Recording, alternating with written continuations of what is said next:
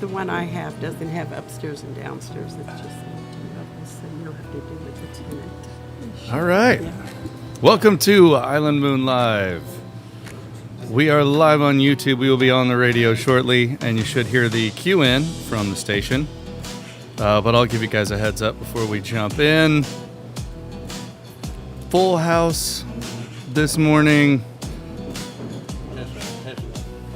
Oh, I got you. There you go, Dale. Test one. Got it? Okay. Yes. Mona Singletary, Stephanie, and Talitha are with us. There's Jay Gardner, Dale Rankin. My name is Jake. JJ Hart's over there. There's a JJ Hart sighting. We'll have him on for later segments. And we will get this up and running, actually, very shortly. Let's see.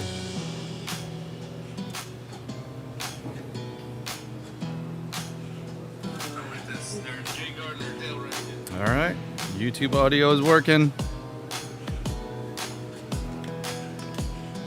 Welcome to the fun and madness of It's a lot of tech.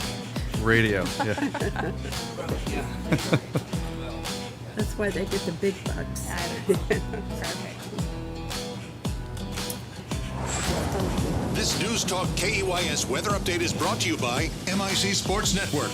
Here's your AccuWeather forecast. Today will be mostly sunny and hot with the temperature reaching a high of 101, approaching the record of 102 set back in 2023. Expect breezy conditions this afternoon. Tonight will be mainly clear and humid with a low of 77. Tomorrow will bring variable clouds with a chance of a stray thunderstorm, remaining hot with a high of 99. As for Saturday, it will be mostly sunny and very warm with a high of 97, accompanied by breezy conditions in the afternoon. With your AccuWeather forecast, I'm meteorologist Joe Lundberg.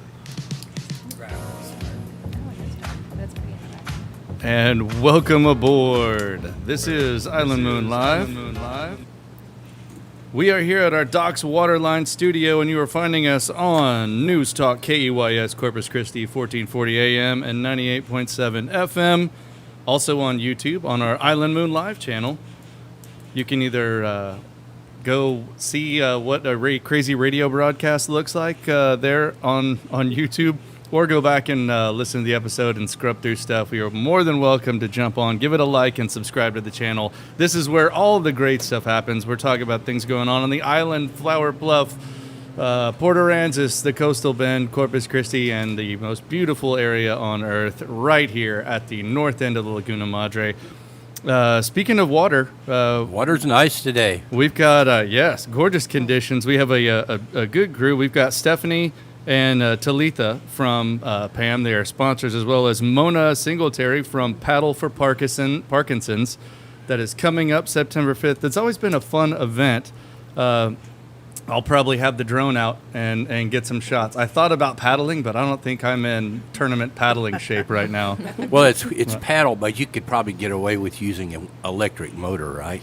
Not at all. No, they throw you out for that. These are the only motors right here. 2 power. Just use the guns. Yeah. There you Well, before we Like that? delve off into paddle, I think we should probably talk about what we did here last week. Talking about, we had Todd Hunter, State Representative Todd Hunter, on talking about the problems that have been happening on State Highway 361. We had 3 fatalities, and over the course of about a week and a half, and immediately after that show, the following day, The following day. yeah, Exactly. it was announced that the speed limit was going to drop to 50, and I heard yesterday there were 200 and some citations written in the first 48 hours. I know Holy They went after it. I know gotta that be some of kidding them were Wow. warnings because some of my friends got those. So I know they weren't all speeding tickets. I don't know what percentage, but I drove up to Port Aransas after the show last week about 4 o'clock, and I saw 2 or 3 troopers and 2 or 3 Corpus Christi PD. So they were already working it. The presence and you know, Todd, you got to hand it to Todd. He did a bang up job. We talked about it on the show last week, and it was the next day that they talked about dropping Yeah. the speed limit. Todd also talked about short-term and long-term goals on that, dropping the speed limit, more presence, and then long-term is obviously lighting and getting in the widening of the road. Right. Well, the TxDOT plan that's been on the book since they held hearings a couple of years ago has been to projected construction was to start in 2030, but now I'm told that's being moved up. I actually talked to someone from the Metropolitan Planning Organization this week, and they're already having a couple of meetings. They're aware of what's going on, and I emphasize that we need to include the area on SPID from the 361 intersection to the JFK Bridge here, because to fix the highway and not pay attention to that piece of the road is kind of leaving some crumbs on the table. Right, and it's all got to be connected. And in our compadre JJ here we're all going to have to deal with dropping the speed limit to 45 coming off the bottom of the bridge all the way out to Whitecap. So well, I thought it was funny, the people that on Monday last week were screaming, you got to do something. All these people are dying. You got to do something. And then on Tuesday, it's the same people going, what? 50 miles an hour?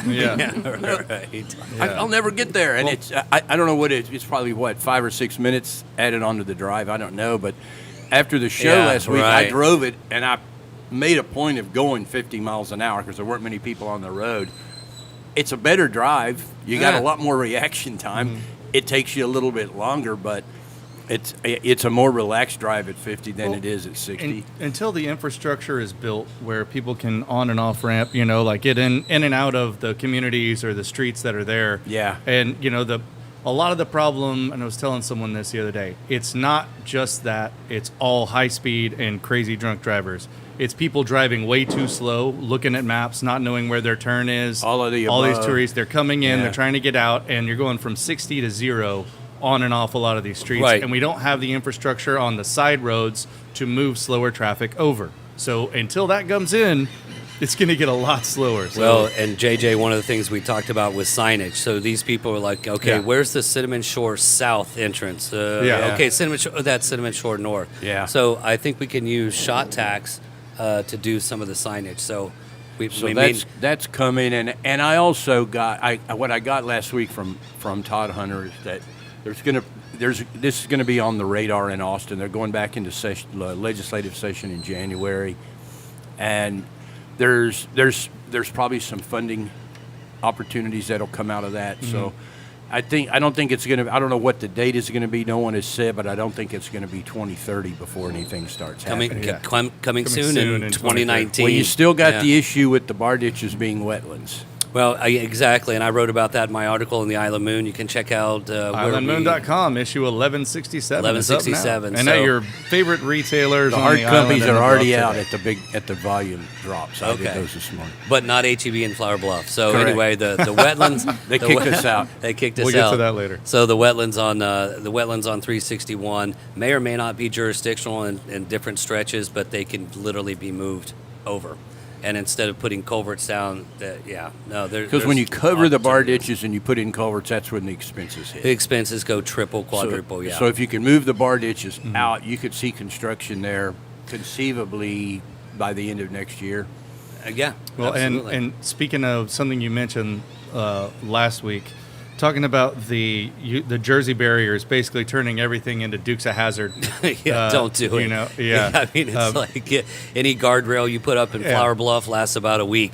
You put hard concrete in the middle of the street, it's going to get hit, and people are going to die. So. Yeah, it's going to get hit, and there'll be. We saw this problem on Ocean Drive when they put all the big rocks in. If you remember, yes, they decided, hey, we'll put all these big rocks in to deter people from going into oncoming traffic, and then they had flipped vehicles, and it was just biggest chaos. problem on Ocean Drive is dodging the guys cutting the grass. Yeah, right. They're bold, man. They'll cut right out in front. So instead of Jersey barriers, we need Nerf barriers. What they'll end up doing is, if you've driven on 37 going up to San Antonio, they've got the loose wire barrier. That's a lot more of a sweep stop on it. That's most likely going to happen once it goes to two lanes. So we're talking about Ocean Drive. There was a group of homeowners this week. I don't know if you guys saw the city council meeting. They went down. No. They got a short-term rental problem. So a guy in Sweeney Switch just took a shot at tequila. Yeah. So every time we say short-term rental, shot at tequila. So there's a couple of things that there's nothing in there specifically for the island that I can see so far, but the ordinance is coming back to the council in November, so we need to be aware, and we don't need people shoving short-term rentals down our throats in our neighborhoods out here. They tried that before. Basically, there's a couple of issues. The first is the type 1, or you're supposed to have the homesteaded owner on site. they started bending that rule, and that's when things started to go a little sideways. The second one, and I thought this was interesting, you have a 15% limit on the number of short-term rentals on blocks. So there's a guy over there who owned a bunch of these things who would take the house on the corner and switch it from one street to the other so he could qualify. All of these short-term rentals popped up in this area down on Ocean Drive. So it's come back to the council. They're going to put it in zoning because right now there's no check on the square footage to get the capacity. Whatever the owner puts down, if he says it can hold 100 people, then that's what it's licensed to. So for the island, we just need to make sure that we maintain the status quo. What we have is working fine. We have RS6, no short-term rentals. That's residential and mixed use. If your homeowner association allows it, then it's all right. So that's where we are. The other question this week on the island is the opening of the canal. We had a POA meeting, didn't really resolve anything this week. We're still hanging fire. The answer is But there was a meeting. we don't know. You know, and like yes, There was as a long lot as of the people POA there. doesn't call for It was- far-field studies, I'm like, it's It was business a full as house. usual. There were a lot of people there, and a lot of them were there. I talked to them. Were there they want the canal open. So we're kind of at an impasse. We'll see what happens. Hurricane season Yeah. is winding down. So those have been the major things on the island this week. The other question I had, when someone called the office and asked, is the new Speedy Stop going to have a charging station? Because I don't think we have a charging station on the island. If we do, I'm not aware of it. And the answer is no. So there we go. Right. I told Ashlar, Whitecap NPI, I said you could be really popular if you put one in. And we don't. I was kind of surprised we don't, because we do have quite a few electric vehicles out here. I see Teslas driving around, but I'm sure I don't even know where the nearest one is. I'm still a gas guzzler guy. I think it's in at the Chipotle in town. Really? Yeah. Well, you think it'd be at Rudy's where people fill up their boats, right? Yeah, right. With ethanol-free gas. Yeah. Ethanol-free So- Teslas. But ethanol free is coming to the island. Oh yeah. It's going. There's a plan very soon. Yeah, that's It will good. happen. Well, so that catches us up on island news. So the next event is our friends from Paddle for Parkinson's. This is the 19th year. It is, yes. We started as a 19 fishing years. tournament for 3 years. Really? But we've been paddling for 16. Do you get tired by paddling all that For time? 16 years, that's a lot. How did you get started doing this? I have a brother that was diagnosed about 20 years ago. Oh, okay. And the good news was when he was diagnosed, they said you have Parkinson's. So I can't imagine what's worse. But when we got involved, we just learned that it's so debilitating. It's just, I had heard once a husband was talking to, Congress and stuff for modifications for the support and stuff, and they said it's like being in jail in your own body. Yeah. Most of them, their brains still work and still function, but their bodies quit. So it's neurological? Mm-hmm. It affects the motor functions. And so you raise money for research? Well, we started a local support group. Then we do the 501(c), which is under Catch the Cure, because we started as a fishing tournament. And all those funds go to support the local community as well as national endeavors. So there's a local organization that... We started a support group, and we bring in medical people like these lovely women here that help to educate, because that's the most important defense, is to know what you're up against, what your resources are. Do you have any... how many people in the area are affected by it? Do you have any numbers? I don't have any stats, but I know it's on the increase. Yeah. Well, we're going to listen to a little more about that and more. The fight continues when Island Moon Live returns.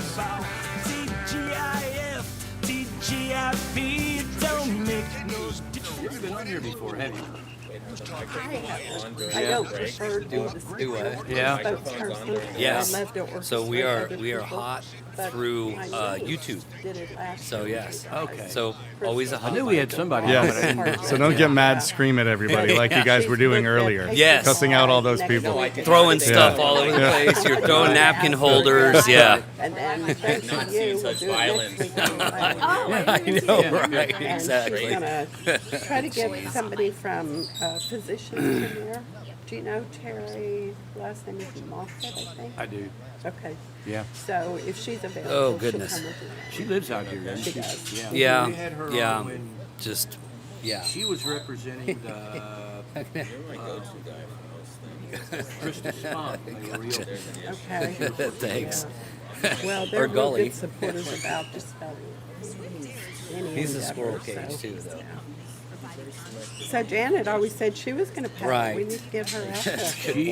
We have a kayak sitting full of rainwater in the Oh, side wow. of our house. We need to. It would work. I've got a Right.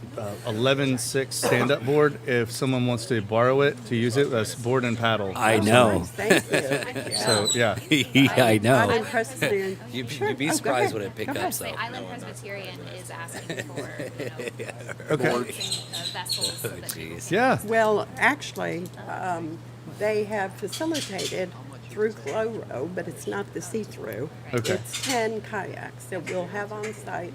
So if somebody doesn't have one, they can rent it. Nice. Okay. Yeah. Oh, okay. So we come back from break. Say all that again. Yeah. So we caught ourselves doing that last week. We were actually given a lot of great information during the break, and it's like, okay, now what did we just cover again? Yeah. Well, we'll talk Yeah. about how to register. Yeah, yeah. And the routes and all that. Yeah. Now that we covered all that, let's go We've always done it at Village. Wait. We can't leave sorry. We've always done everybody. it at Everybody's Village. high and dry. The Yeah. first year we started What did you at guys the talk boat about? ramp next to Waterford. Go to Oh, the yeah. And we did it as a relay, and you go to 4 or 5 different boat ramps. Yeah. And I liked that, but Frank was winning wave, said you're going the wrong Okay, direction coming back. for the wind. Hear it here first. Yeah, that's a good deal. This is Island Moon Live on News Talk KEYS. I'll let you take it on.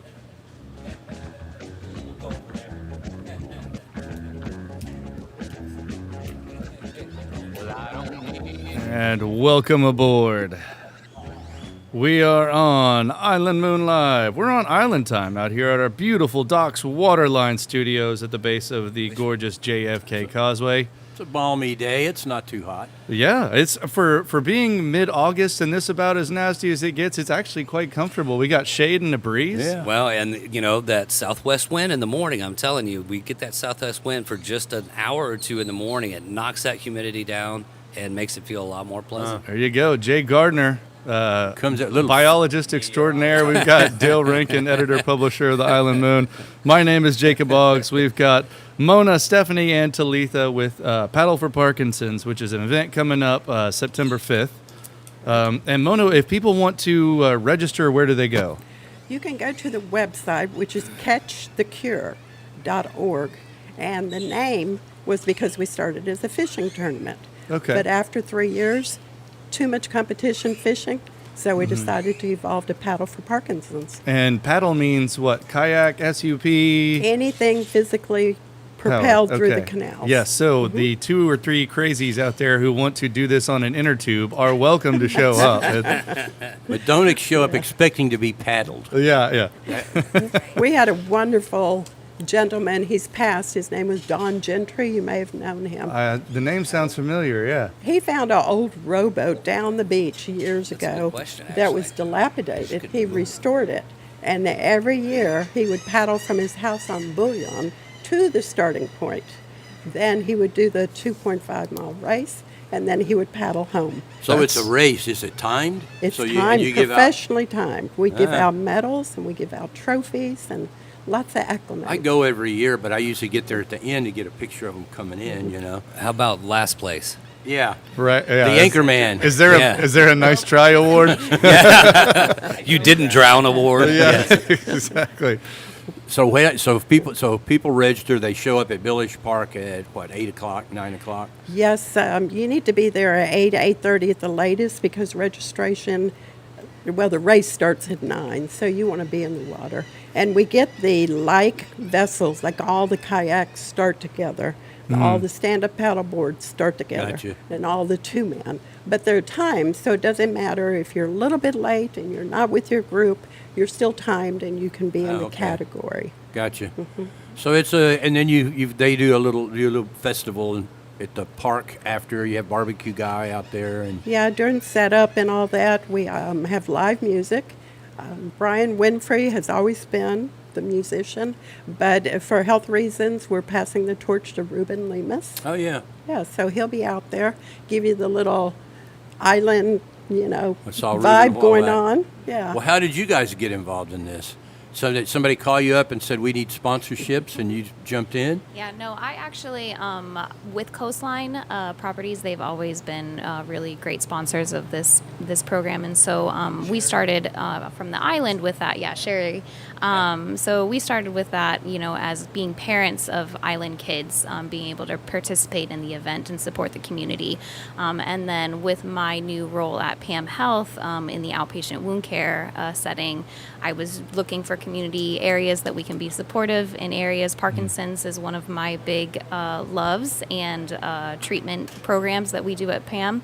And so we just decided, hey, what can we do to help out in the community and team up? So we wanted to be a sponsor Okay. of this program. And Stephanie, awesome. you and Talitha are from PAM Health, correct? Yes, that's correct. So I'm the director of rehab there, and Talitha is the director of operations for outpatient wound care. Okay. Yep.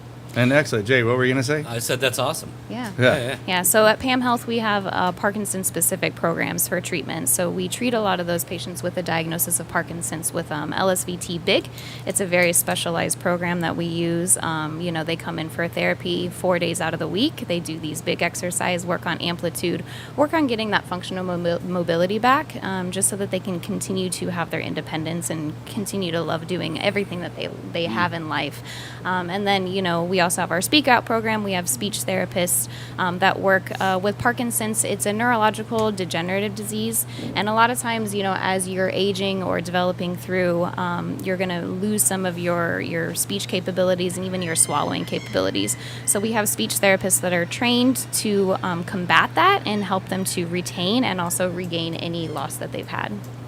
That's incredible. Not Yeah. to detract a little bit, but do you guys also deal with Alzheimer's Absolutely. patients? Mhm. Okay, yes. My aunt actually has Alzheimer's, has had it for about 10 years now. Yeah. So yeah, speech patterns, and I'm reading and learning more. Exactly. So, yeah.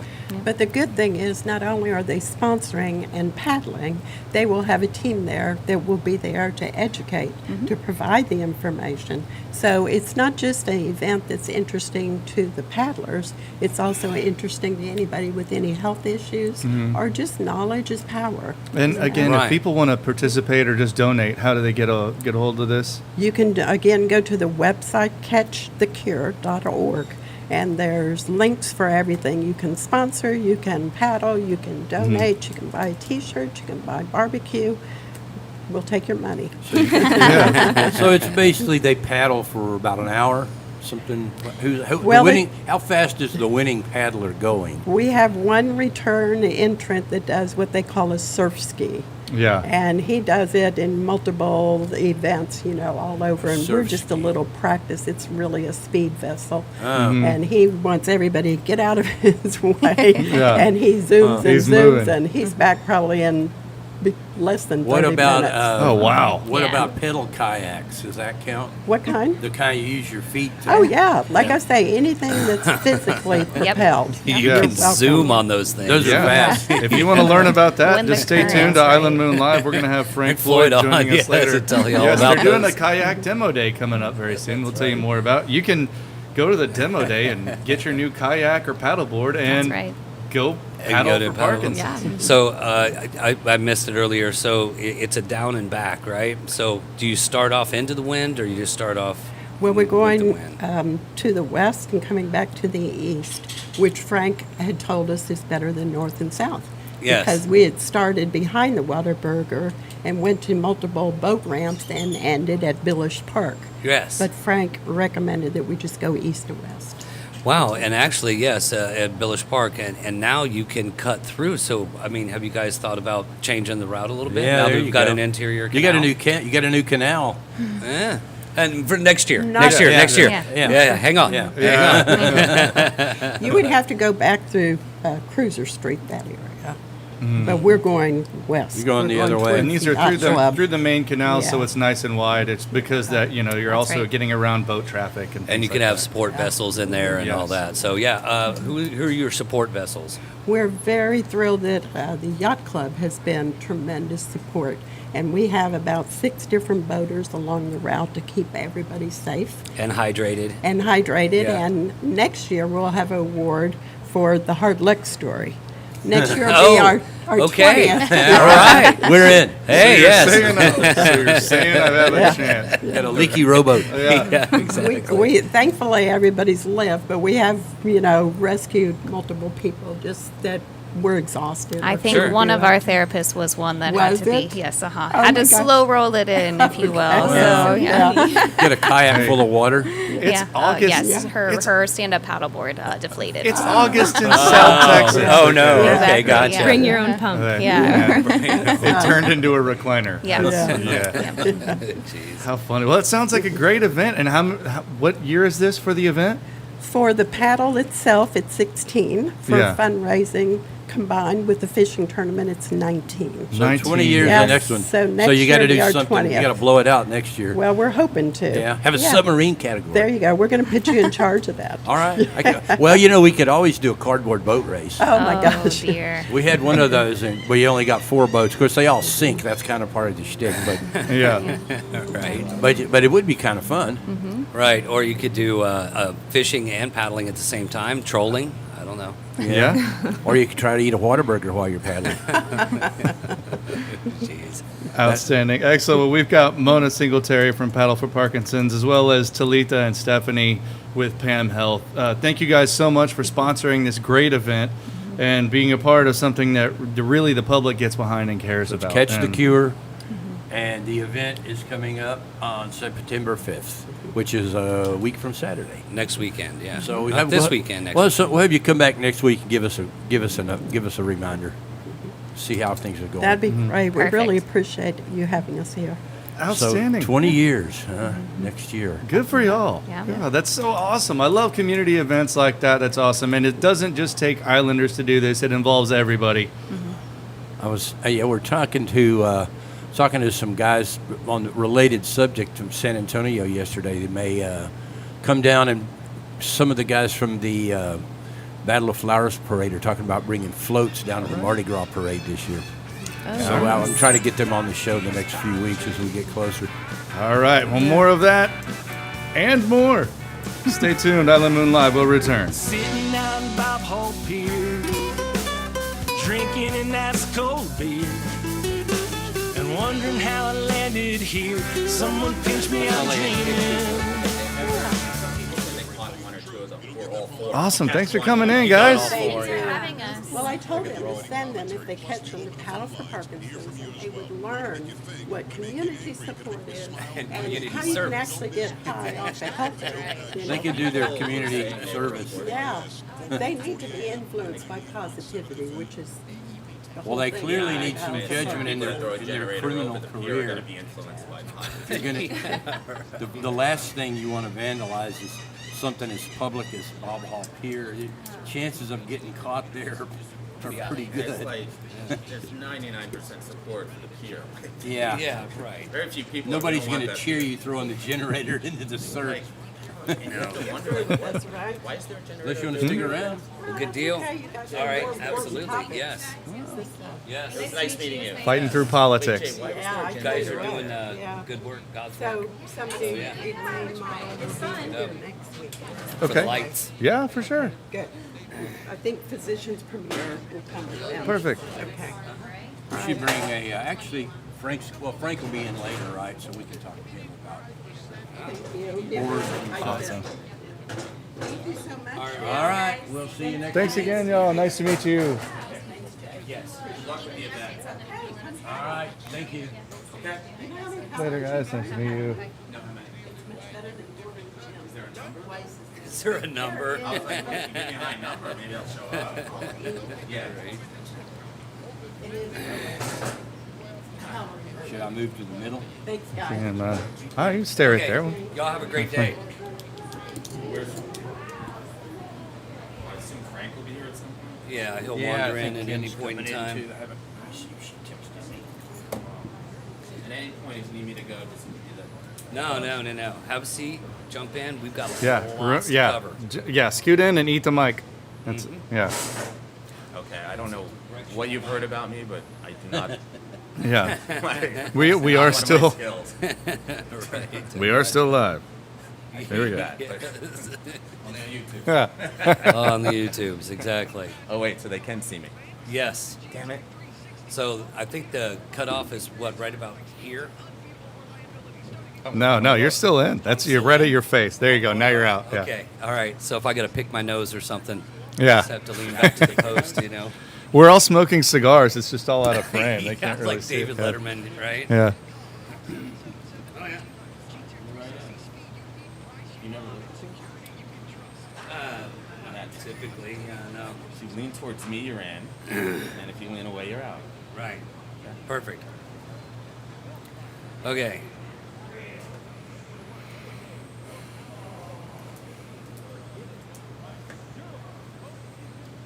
And then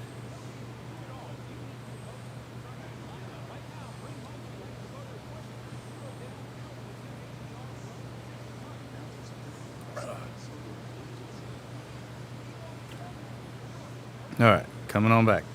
Roger that. Okay. Got a few things. This always gets me going. Huh? I know. I don't want him to read. Just want to let him know you wrote stuff down. Yes. Throw stuff on this paper. Yeah, I did my homework. And welcome back to Island Moon Live, where we may or may not have done our homework.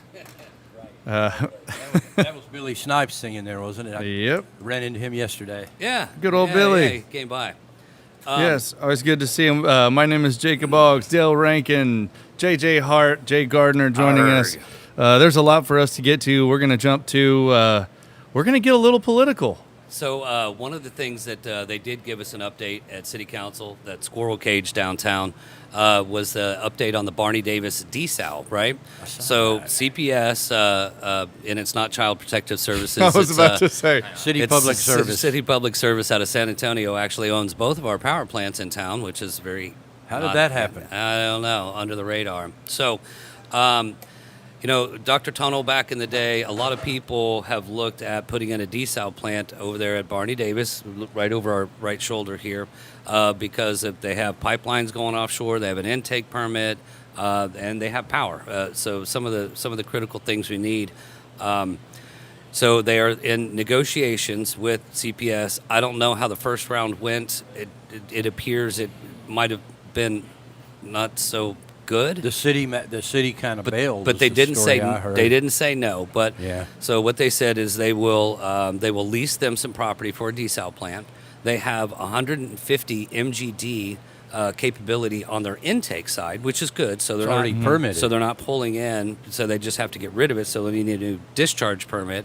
That's not a deal killer. Right. And they said they're not going to sell them power directly, but there's an AEP substation right there. Obviously, it's a power plant. So, Right. so some of the pieces and parts are there. I don't think it's dead yet. I think it's going to Yeah. continue forward on at least. They're looking for money for engineering studies to really kind of dig off into it. One of the other great things about the infrastructure there, and I'm going to segue, is there is a 32-inch line that goes from the new water towers on the south side of town all the way across the Oso down to Flower Bluff Drive, and it feeds the new water tower that's there, right? So they could tie into that and backfeed the system. So having the infrastructures there is great. That's a big part of the cost. That's a big part of the cost, exactly. And people are curious about what's going on Flower Bluff Drive right now.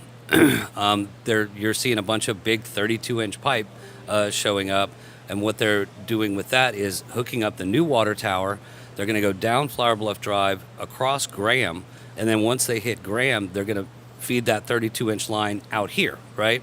So we're going to have a bigger redundant line. Actually, it'll become the main line. Right. The old 2 lines will be the redundant line. So that's going to take a little bit of time, but I do believe there was bond 2022, 2024 Yeah. in that to get that done. So Well, there was that connection you're talking about, the line they're putting in, went through the council about a year ago. Yeah. I remember when that happened. Now, you mentioned something yesterday I'd never heard before. That in the valley, they're using reuse water from the wastewater treatment system to dilute brine that's coming out of the back end of a desal plant. that's actually in Tampa, but so their desal plant is on their bay, exactly. So they're pulling bay water in, they're going through the desal, but they've got a wastewater treatment plant right next to their desal plant, which is oddly enough right next to their nuclear power plant. Yeah. So when you put all the infrastructure next to each other, the infrastructure costs go down Well, dramatically. we learned that transportation costs go down because we got Flower Bluff Elementary, Intermediate, and High School all right next to each other.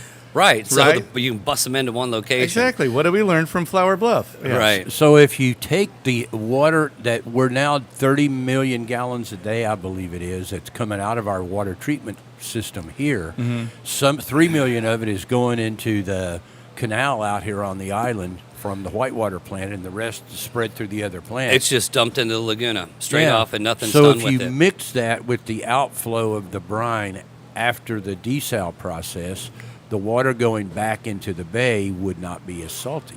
Right, it would be neutral. That would be the great thing, and the awesome thing about Tampa is they have that big inlet intake canal over there for their wastewater treatment plant that they put the water back out, and it's actually become a manatee sanctuary.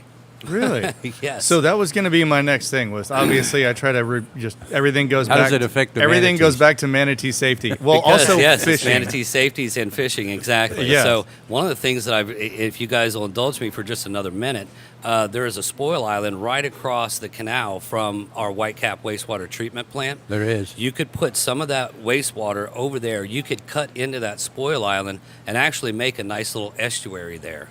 So, Then it wouldn't burn when the fireworks hit. well, there's that too. They could use that as a source to But, put out the fire.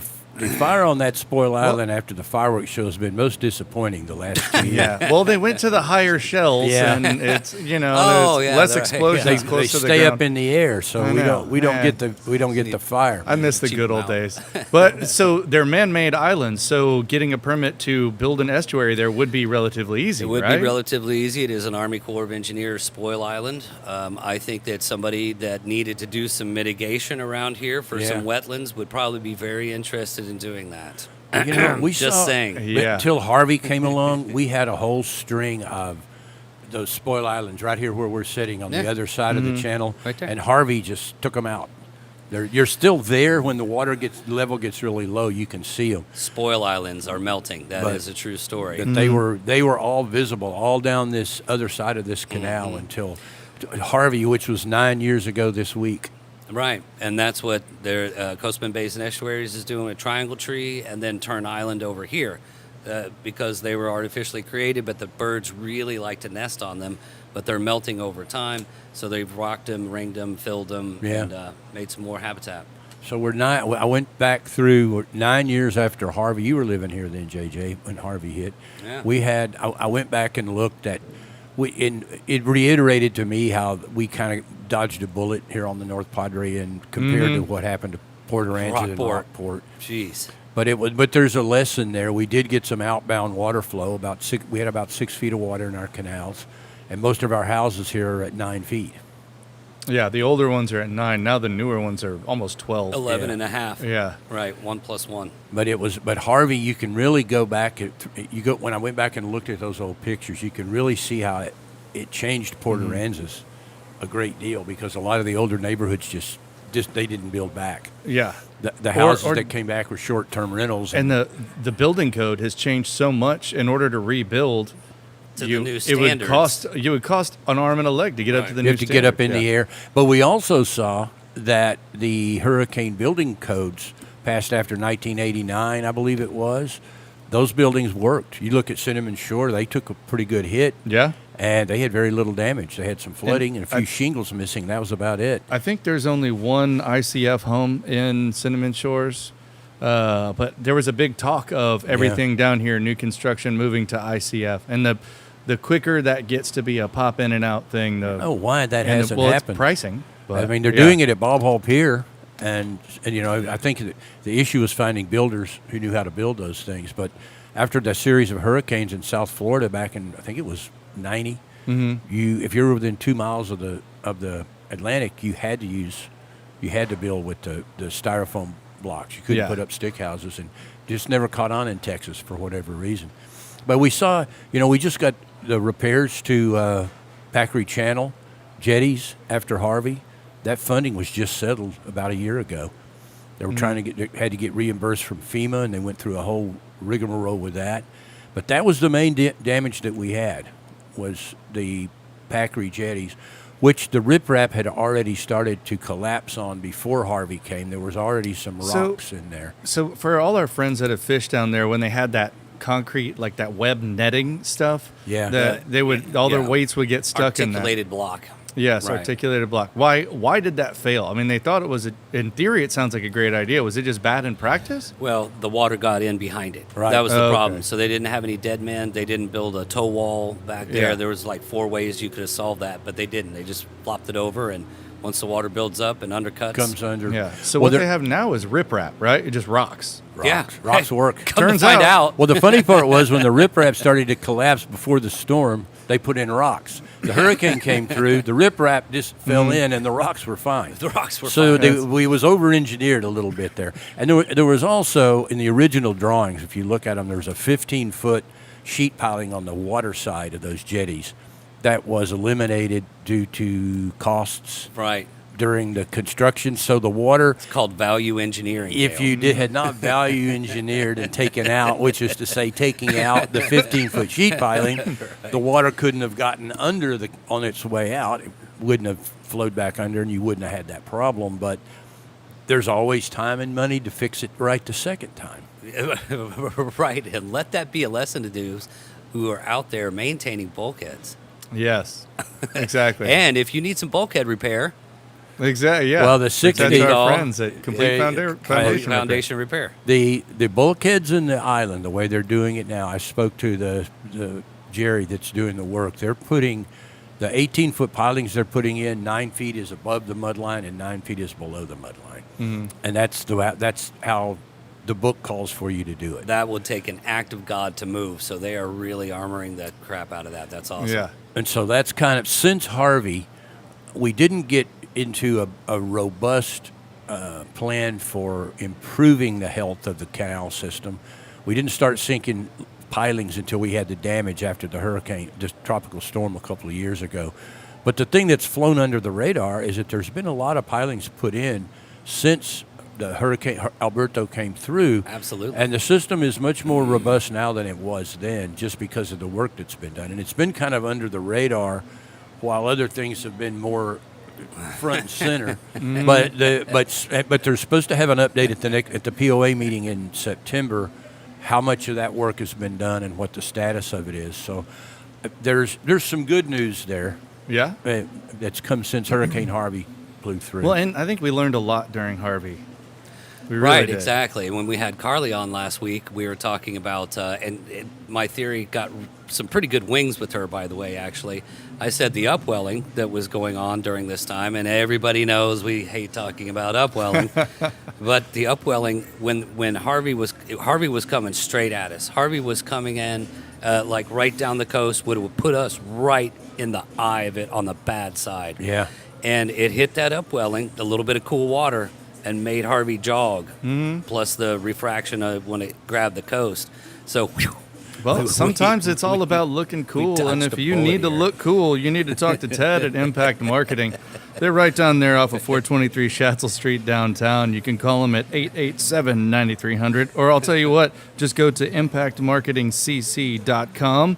You can go check out all the stuff they do, screen printing, embroidery, screens. They got tech. They've got everything you can imagine. Safety gear, the whole 9 yards. They've got all the Richardson trucker caps and all the Peterbilt of trucker caps. Everything is awesome at Impact Marketing. They've got all kinds of great stuff. A cool little showroom there. They do work with a bunch of great organizations and nonprofits. So if you're looking to get your business out, go talk to Corpus Christi's premier promotional products purveyor. I can't think of anything else with P. However, Island Moon Live will return. We're taking a quick break.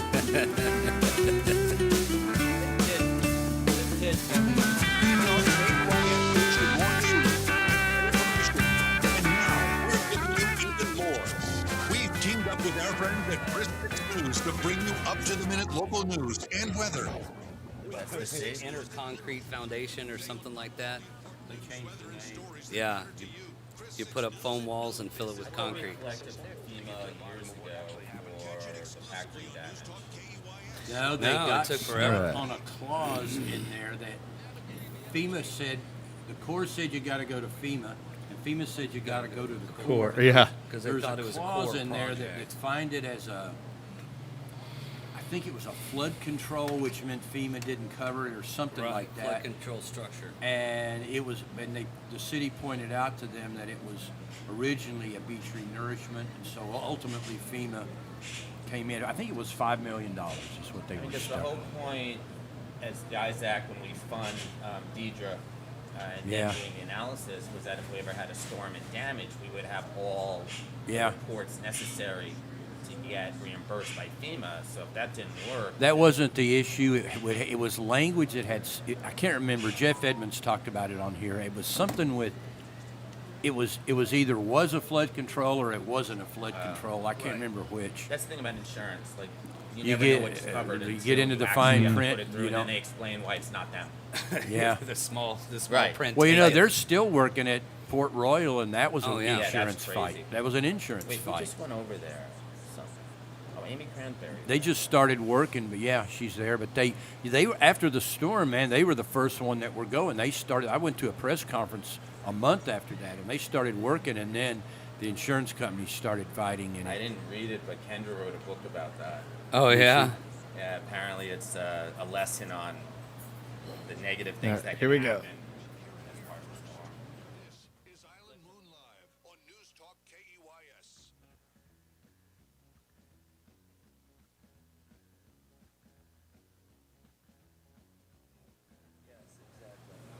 What's that off in the distance? If you look closely, you can see the slow, inevitable rise of the island moon. Yes, and I believe it's a full moon tonight, right? Or was Yeah, it that's last right. night? It was it tonight or last night? Or is it? That was pretty good. ring around the moon last night. So It's coming up. So one of the things that we were talking about last week with Todd, and we were actually talking about during the break too here, was TWIA, was the windstorm insurance. And I know we kind of beat that horse dead, but I did get my actual policy in the mail Yeah. yesterday. So, and they said no rate hike. However, I compared. Somehow the I'm like, check got bigger? Somehow the check got bigger from last year. So, Weird how that works. but yes, I probably So- need to review my actual policy. I wonder if I could scan it and put it through AI. I don't I know. thought you don't have any options with those. You either get it or you don't. Like, You can Well- go private, right? You can go to a but private isn't company. that worse? I So don't one know. of one of the things that I heard about in Florida is people do what they call go bear. So you either if you own your home, you're not Yeah. legally required to have windstorm. So they just say, I'll just take that money and invest it. And if you make it enough years throughout you not getting hurricanes and you're wise with your investment, that will pay for your new home. Because windstorm will blame flood will blame fire will blame the Broncos, anybody, Right. and try and avoid it. So after all that windstorm, they're like, here's your $17, build a house with that. And it's like, I could have made so much more if I would have had control of that money. Well, I know people doing that with flood insurance. People that have paid off their mortgage. Yeah. And they go naked on flood insurance and Yeah. invest the money, because it's just it's a financial thing. Maybe I guess you just have to make the numbers work. Flood always seems harder to collect on because it's rising water. Yeah. And very likely, if there's damage to your house, it's going to be because a hurricane took your house Yeah. and not because of a Well, flood. yeah, out here, we're not exactly, of course, on the island and in the bluff with a lot of, sandy soil, we don't really have the propensity for flooding like exterior Houston communities do that were built on, clay rice fields. Well, I was in New Orleans after Katrina, and we did a story, and we followed around an adjuster, a FEMA guy. And one of the things that people would do is they were trying to collect on falling water damage, so they would bust the window out of their house. But you always want to throw the brick into the house just for Yeah. you don't throw it out of the house. I mean, it's going to be hard to say it was something blew in with the glasses in the yard. They've got flock cameras watching everybody. One of the things that the FEMA guys would do is they would go into the kitchen and they would open the doors under the sink and look for a water line, because people would scrub the water line in the whole house, but they'd forget to scrub it out from under the sink. And so if they go under there and find a water line, they go, no, you got flood. You had a water line. The water was it's different policy. And the other thing I learned, I went with a guy who was an insurance adjuster for automobiles. And if the dashboard got wet, the car is totaled. Yeah. If the dashboard didn't get wet, then maybe. So there's always some wiggle room in there. So what you do is you try to find one where the water looked like it might have got into the dashboard. That's the one you buy at auction, because you're going to get a good price, but the dashboard is still going to be okay. So those were the two little inspection secrets that I learned. I think while we've all following learned around something inspectors today of Katrina. Yes, exactly. On Island Moon Live. Dale Rankin, editor-publisher of the Island Moon. Just go to islandmoon.com. You can see issue 1167 is up right now, as well as in your favorite island retailers, and in the Bluff, and in Port Aransas. JJ Hart joining us, and Jay Gardner. My name is Jacob Boggs. So JG, we got a big one coming up. I think it's the biggest one. Actually, it's So not we're doing biggest. a candidate forum. You're Yeah. on the show about every 2 years. around this time. Yeah. Well, you don't invite me otherwise. Well, you used to be on with Lago every Tuesday, didn't you? You're welcome. Although I did a the lot of homework for that. I had to watch the council meetings. Oh, It no. was every Wednesday. 'cause The then- horror. Do you know how bad those are to sit through? No. It's a I nightmare. I can't do it anymore. I watch just them. can't. I put them on the screen in my office because I can turn the volume down. yeah, you're in No, public. that's actually better. Yeah. So you're in public Actually, service right now. So I Yes. think Dale was actually one of the ones in 2008 or 9 that originally suggested having, well, the PAC at the time, but we can vote on the island for a mayor, a District 4, and 3 at-large Three people. at large, a bunch. And I think it was 2007, the island split the vote. So I think Dale was one of the first ones to start talking about having an island PAC, and I was involved in that at the beginning. Yeah. We made a huge difference. The island votes. The island got complacent. So I just looked it up the other day. In 2024, we used to have the 2 top precincts by number of voters and percentage of voters. But now we're in the top 6, both of our precincts. dropped. We have 40 and 81 are the 2 precincts here. We have 2 of the top 6 by number of voters and 2 of the top 5, I think, by actual voters. And so we're pretty powerful out here. Like, we can make a big difference. We got 8,400, 8,600 registered vote, 8,640 some registered voters, and we vote. We do show vote. up. No, Yeah. I think it was an election year, but I think we voted at like 70%, which was at the very high end of, and that's a lot. I mean, Yeah. 70%. Right. Oh, yeah. So yeah, wow, of registered why- voters in both those precincts? That's So high, yeah. in the past, the PAC used to endorse candidates, but it was the people that endorsed it, not the board So of the what? PAC. What is it? Right. Let But- people know what is a PAC. Political Action Committee. Committee, which was just a name we used in order to get people to show up. It could have been anything. We barely raised any money. Yeah. But what the we free did beer is- caucus is what I'm running under. But- Yes. but I don't no wanna- taco left behind is our motto. So I don't want to talk about the PAC because I brought it up just to give But Dale it's an some example, right? credit. Yeah. But so just to be clear, one, and I'll get into details, we are not endorsing candidates, and it's not a debate. It's simply so people can see these candidates in front of them and hear from them directly. There's 28 candidates the island can vote for, 9 for mayor, Yeah. 4 for District 4, and Yeah. 15 for at-large. So it's a huge number, and there's no way that people are going to be able to meet each of the candidates if they try to go one by one and meet them. So Right. what we're doing, and we did one 2 years ago, this year Alex Karras, who created the Padre Island Neighbors Facebook page, and I are putting it on. When we break it into 2 parts because it's just too big to have Yeah. in one. Just both of them are at 6 p.m. at the Island Presbyterian Church, which is on Fortuna Bay off of Gypsy. The first one is on September 16th, and that is for the at-large candidates. And the second one is on September 23rd, which is for the mayoral and the District 4 candidates. So we split it up like that. The way it's going to work is I've already sent a questionnaire out to all the candidates. There are actually 4 at-large candidates that I haven't heard from, so, you know. They're small at-large candidates. I noticed Well- there's a lot of short people in the race, too. They list themselves as small business owners. Oh, yeah. Jeez.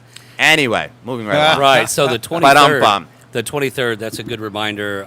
The State of the City, which was supposed to be next week, is moved to the 23rd. Will The be. State of the City is in the afternoon, like is Noon. It's like it's at noon. Yeah. Yeah, These yeah, are yeah. at 6 o'clock, Right. 6 to 8 p.m. And they'll be So- broadcast live, right? We're going to actually have them streamed from the. Yes, exactly. Okay. They will be streamed. And just to kind of go through what we're doing is one, we've already sent out questionnaires to all the candidates. And the questionnaires kind of give us a baseline of information. One, how to contact them, some of their general background, what they've been involved with, and then ask some questions involving the city. But one of the things I really like doing with these is focus candidates on the island, because a lot of candidates might not even know what our island tours is all about. Right. They won't know about some of the projects that we've had funded, like all the projects under the JFK that have been funded and not done yet. Right. And I think it's Model and important. Mobility plan. Things like And then, that. as kind of a semi-joke, I asked them if they know what OTB means and PIBA means. That's really not a joke. And In that- some cases. and that a no They tie do. zone. Yeah. But Yeah. a lot of this is like I want them to know what the island issues are, but I also want the island to be able to see these candidates in person. So it's That's going to important. So they'll have the questionnaire, and actually Dale, you, Og, and the pinned Facebook will try to publish all of them, have a link to all of them, so people can go into these having a basic understanding of some of their policies, what they've done, one of the things is ask them about water. Right. But it also, others are asking about island-specific stuff. And then every candidate will be able to have an opening remark. Depending on how many candidates show up, then we'll figure out how much time to give them. So you're looking at 15 the first day and about that many the second. 13 max, and that's max. There's already one District 4 candidate that said he won't be able to attend. Okay, so yeah, right. Max 12. But I have a feeling 3 or 4 at large aren't going to show. Despite the fact that we have such a strong block of voters, some people just don't show up to the island, which doesn't make any sense to me. Well, remember one of the first years we had the Political Action Committee, a guy was running for mayor, and he showed up and he said, "Man, this is a beautiful island. I've never been out here before." Yeah, And we go, "How old are you?" "Well, I'm 57 and I'm running for mayor. We and I've all lived here went. my whole life and I have never been to the island." We all Okay, went. next. Next. Yeah. One of the questions. Speaking is- of, we're going to jump to a quick break. Get you guys some news. We'll be back from 1 to 2 on Island Moon Live. Hold fast. That guy, I remember that guy. Landed here. Someone pinch me, I'm dreaming.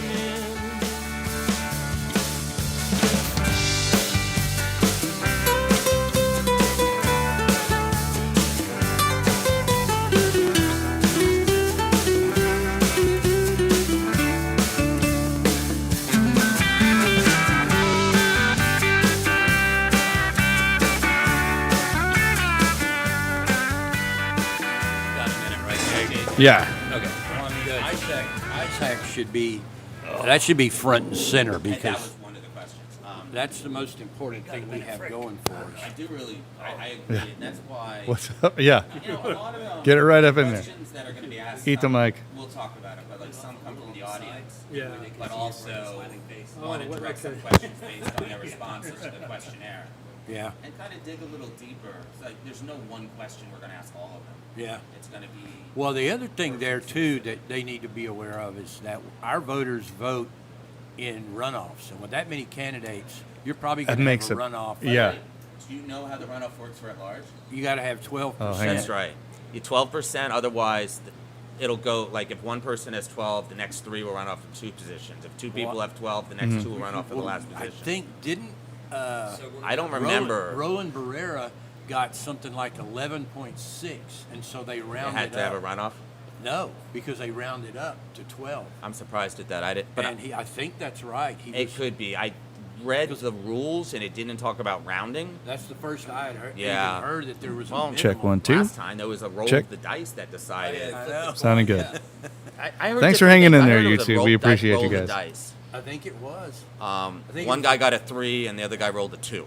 Yeah, Like, Yeah. And it all went Bummer. downhill Like from everything there. was tied. Can you imagine? Like you didn't vote for your guy. I didn't make it. You didn't make it. Like I literally needed Yeah. your vote. Yeah. Yeah. Like, It really means but something. no, literally one vote. There's a guy up in Port Aransas. Yeah.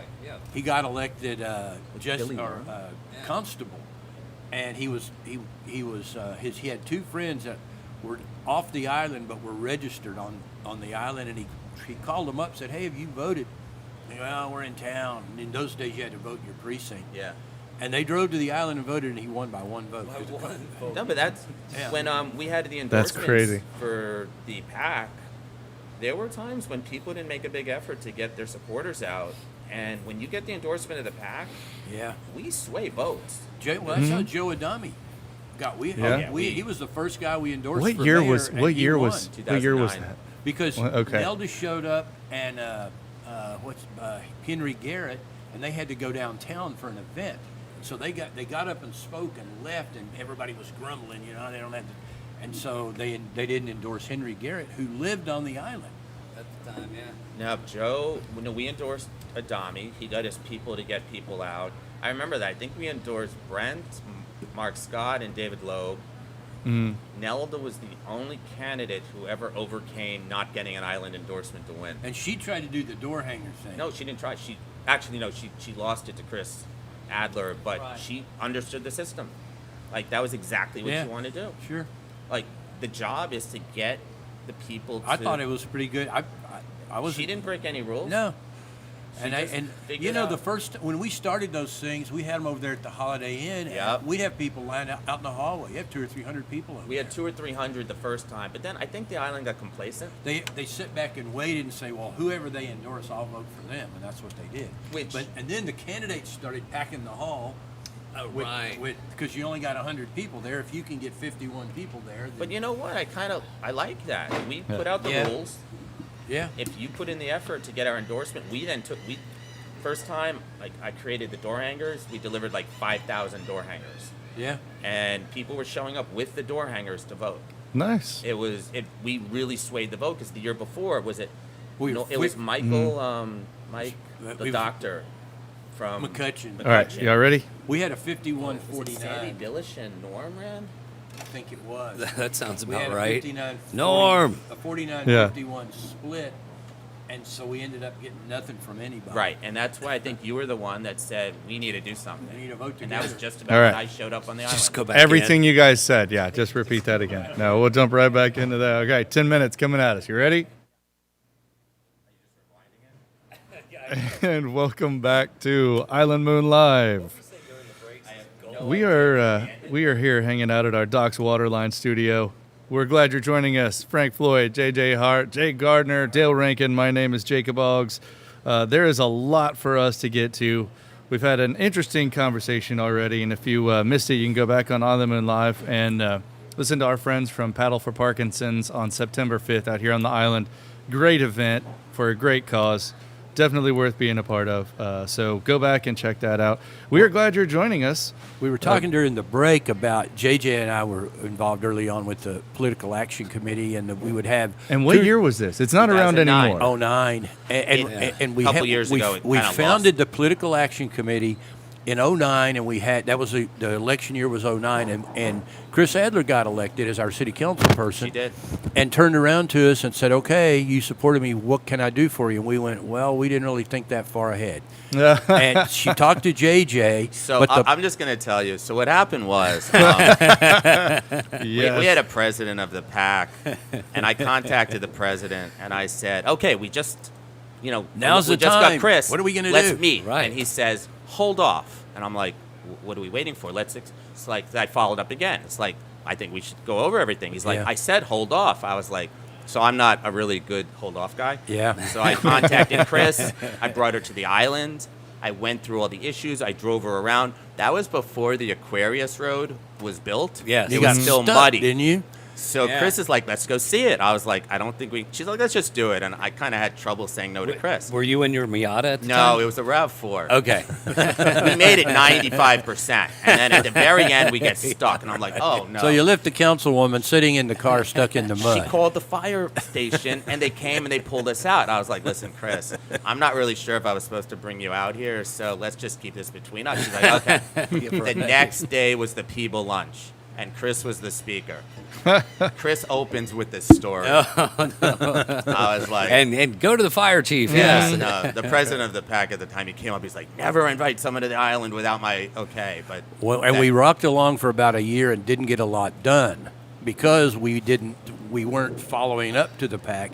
But what did come out of it, Chris, was we would not have the Island Strategic Action Committee had she found that language in the Island Development Plan to form the Island Strategic Action Committee, which has become kind of our important. communication for the city council. And There it's was- it's a good kind of a bellwether, I guess. There are other parts of town that are following that model. So a couple things. One, there was actually a group that was meeting before the ISAC was formed, but for whatever reason, they wanted to keep it like secretive, like those people had power and influence. So, Yeah. and they never reported back. Yeah. Once we had ISAC meetings, like we would report back to the PAC or the POA, and there was representatives, so people would know Yeah. what's going on. I never understood the whole, hey, if we just have information, then That we group don't have is to how share we it. got the lighted So- Aquarius. But that's And I was actually on. I was on the Yeah. original ISAC, and actually, I kind of supported the light because Oh, they here we talked go. about. No, never mind. Well, so But- but we were talking then- in the break about the voting patterns on the island. It's an important point because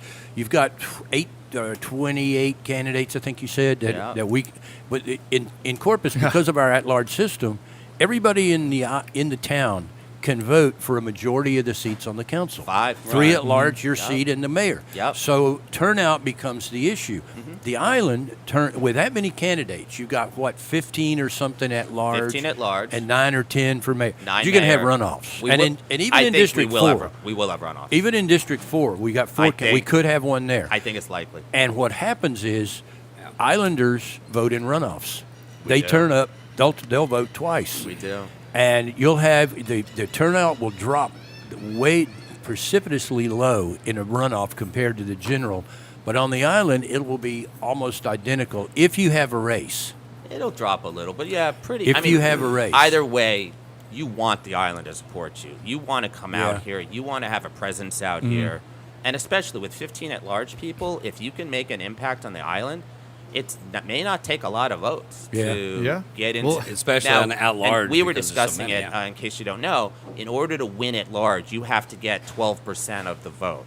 If no one gets 12%, they take the top 4, and those 4 have a runoff. If one person does, they exclude that, take the top 3. If 2 do, they take the top 2. But with this many people, I think it's very likely we're we gonna had a have runoff candidate at right on large. the. We had a guy just on the council now was right on the borderline. Last time he was 11-12%. Right. Yeah, and So Super Tuesday in November, right? And then we're going to have a runoff election, no matter what. You know this. yeah. So we're not going to have any council actually get in.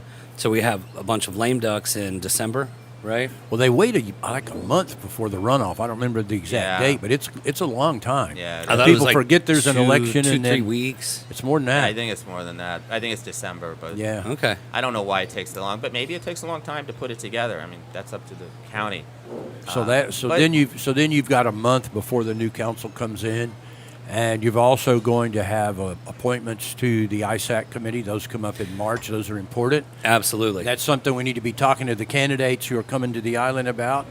Make sure they know, first of all, what the What Island his Strategic ISAC Action is, Committee yeah. But that's is. literally one of the questions on the questionnaire. Yes. Like, do you know what ISAC OTB stands for? over the bridge? I'll give right. By the way, some candidates have said, well, I don't really want to sit and meet with you because I don't want it to look like I'm getting any special treatment. I was like, you don't understand.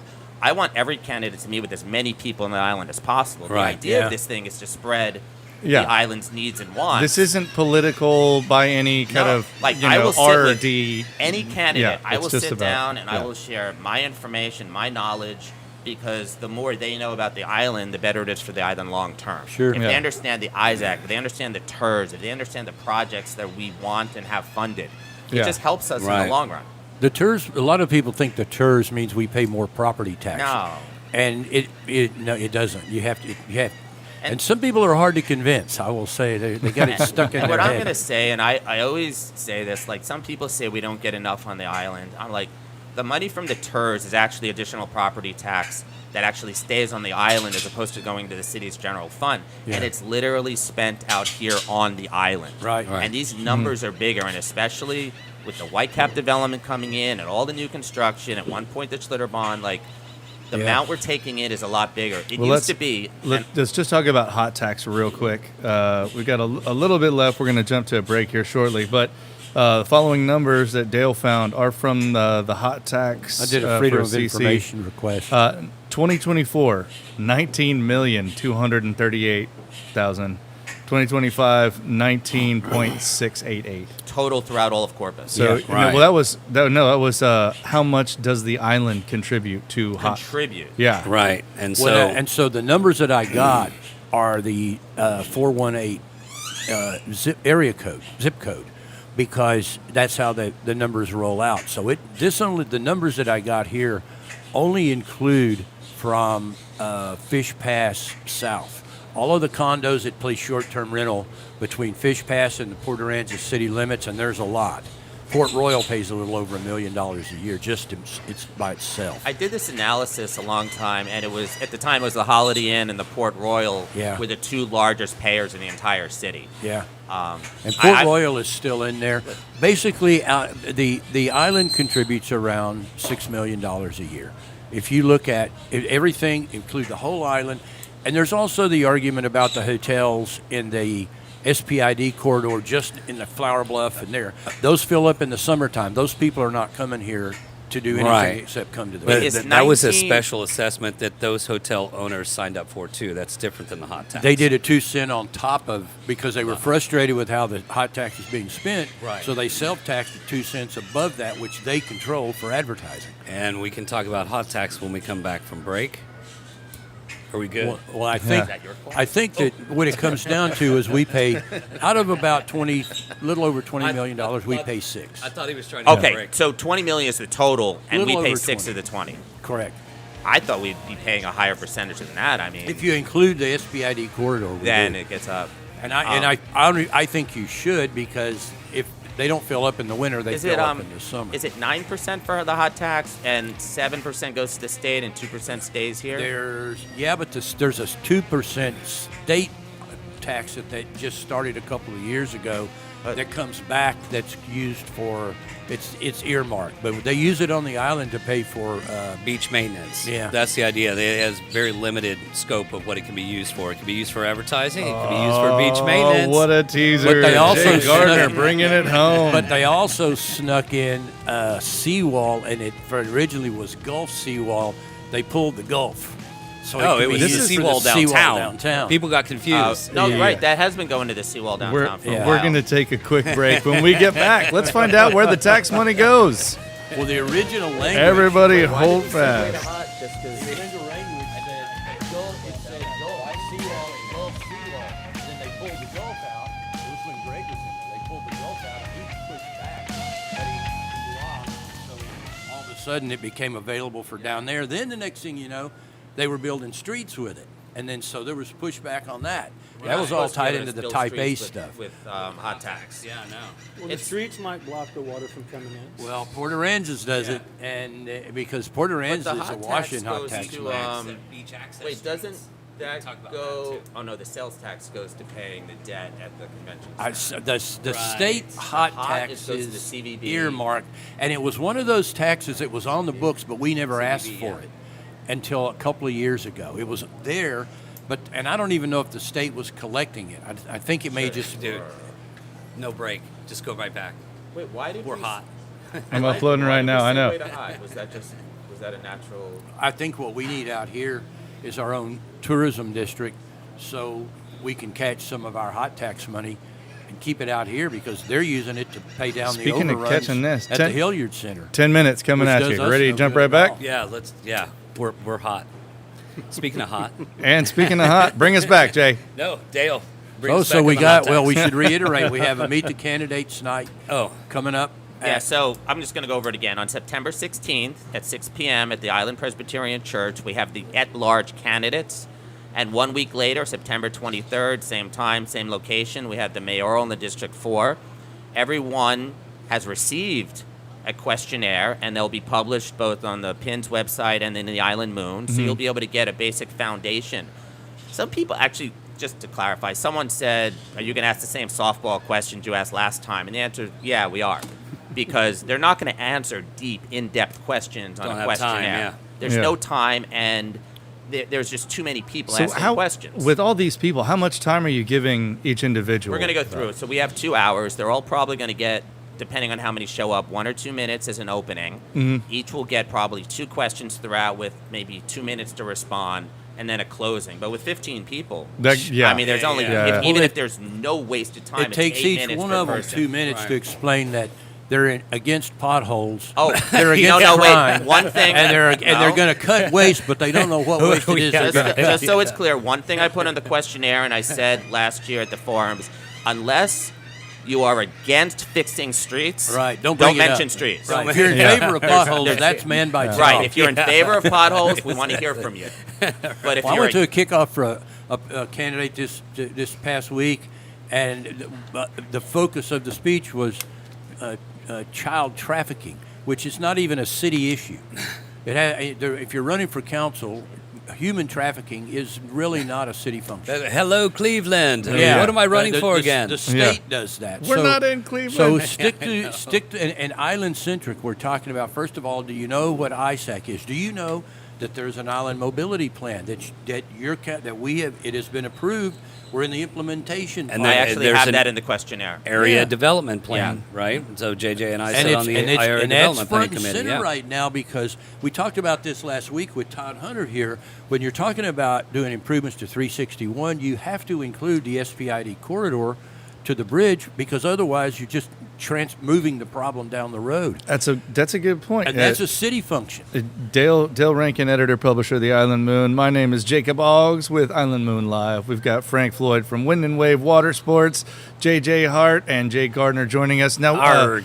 JJ, I have a question. Is it possible for just anybody to get this questionnaire and fill it out and enter, or is it you're only sending this to the? I will send it to anyone who wants it.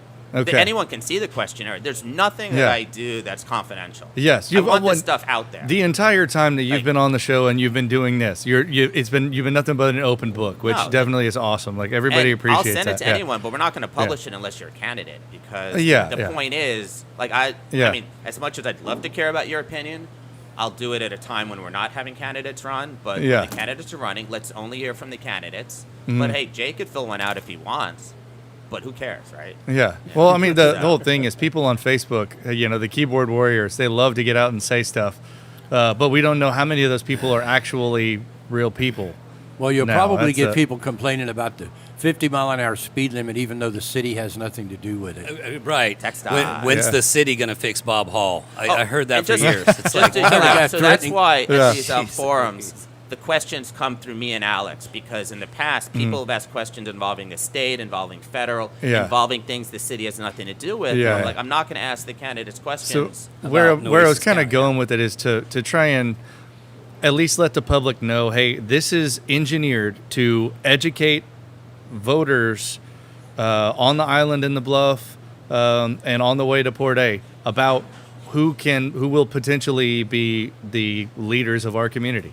And 100%. I mean, And understanding what the city does versus the state versus. There's a lot of Which- misconceptions I with mean, that. sometimes the candidate It's harder work than people think. The candidates have to bring some of that. Why to is the the table city putting a themselves. man on the moon? I don't know why the city would have. Why do we have an astronaut program in And the like city? people ask about the Hot second taps. bridge leaving the island, and the bridge is basically a state federal thing, right? Yeah. Like the city doesn't have a lot of stay in a second. When is the city putting in our next causeway? Yeah. Why Ted are Mandel somebody- asks that all I the don't time. ask those questions for obvious reasons. Yeah, but I don't. This is like I don't recognize the names of a majority of the candidates running. So No. this is going to be So, an opportunity for me. To your knowledge, is there anyone else in the city that's doing something like this for their? Yeah. Oh no. All the candidates Their talk district? about how they're filling out questionnaires throughout the city. Well, So- the Right. unions do it. The city, the PD Okay. union, and the Oh. fire union. Flower Bluff is having one at some point. right. So last time you guys put one on, they tried to emulate that in Flower Bluff and on the north side too. I think More you know power what? to 'em. Everybody should be doing it. I think it's a good. There's not like we're not hiding anything. I've had people ask like, well, you have an ISAC. That's not fair. It's like create your own ISAC. Right. Like Right. maybe 15 people willing to volunteer their time. ISAC was created through the Area Development Plan, and every square foot of the city of Corpus Christi has an Area Development Plan.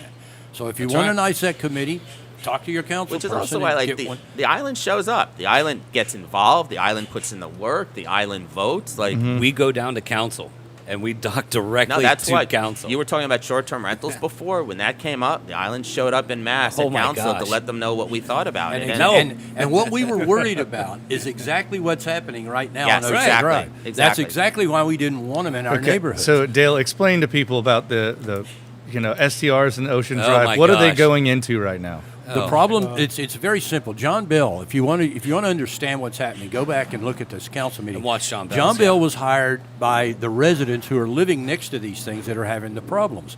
And what happened, this a little tidbit of information came out.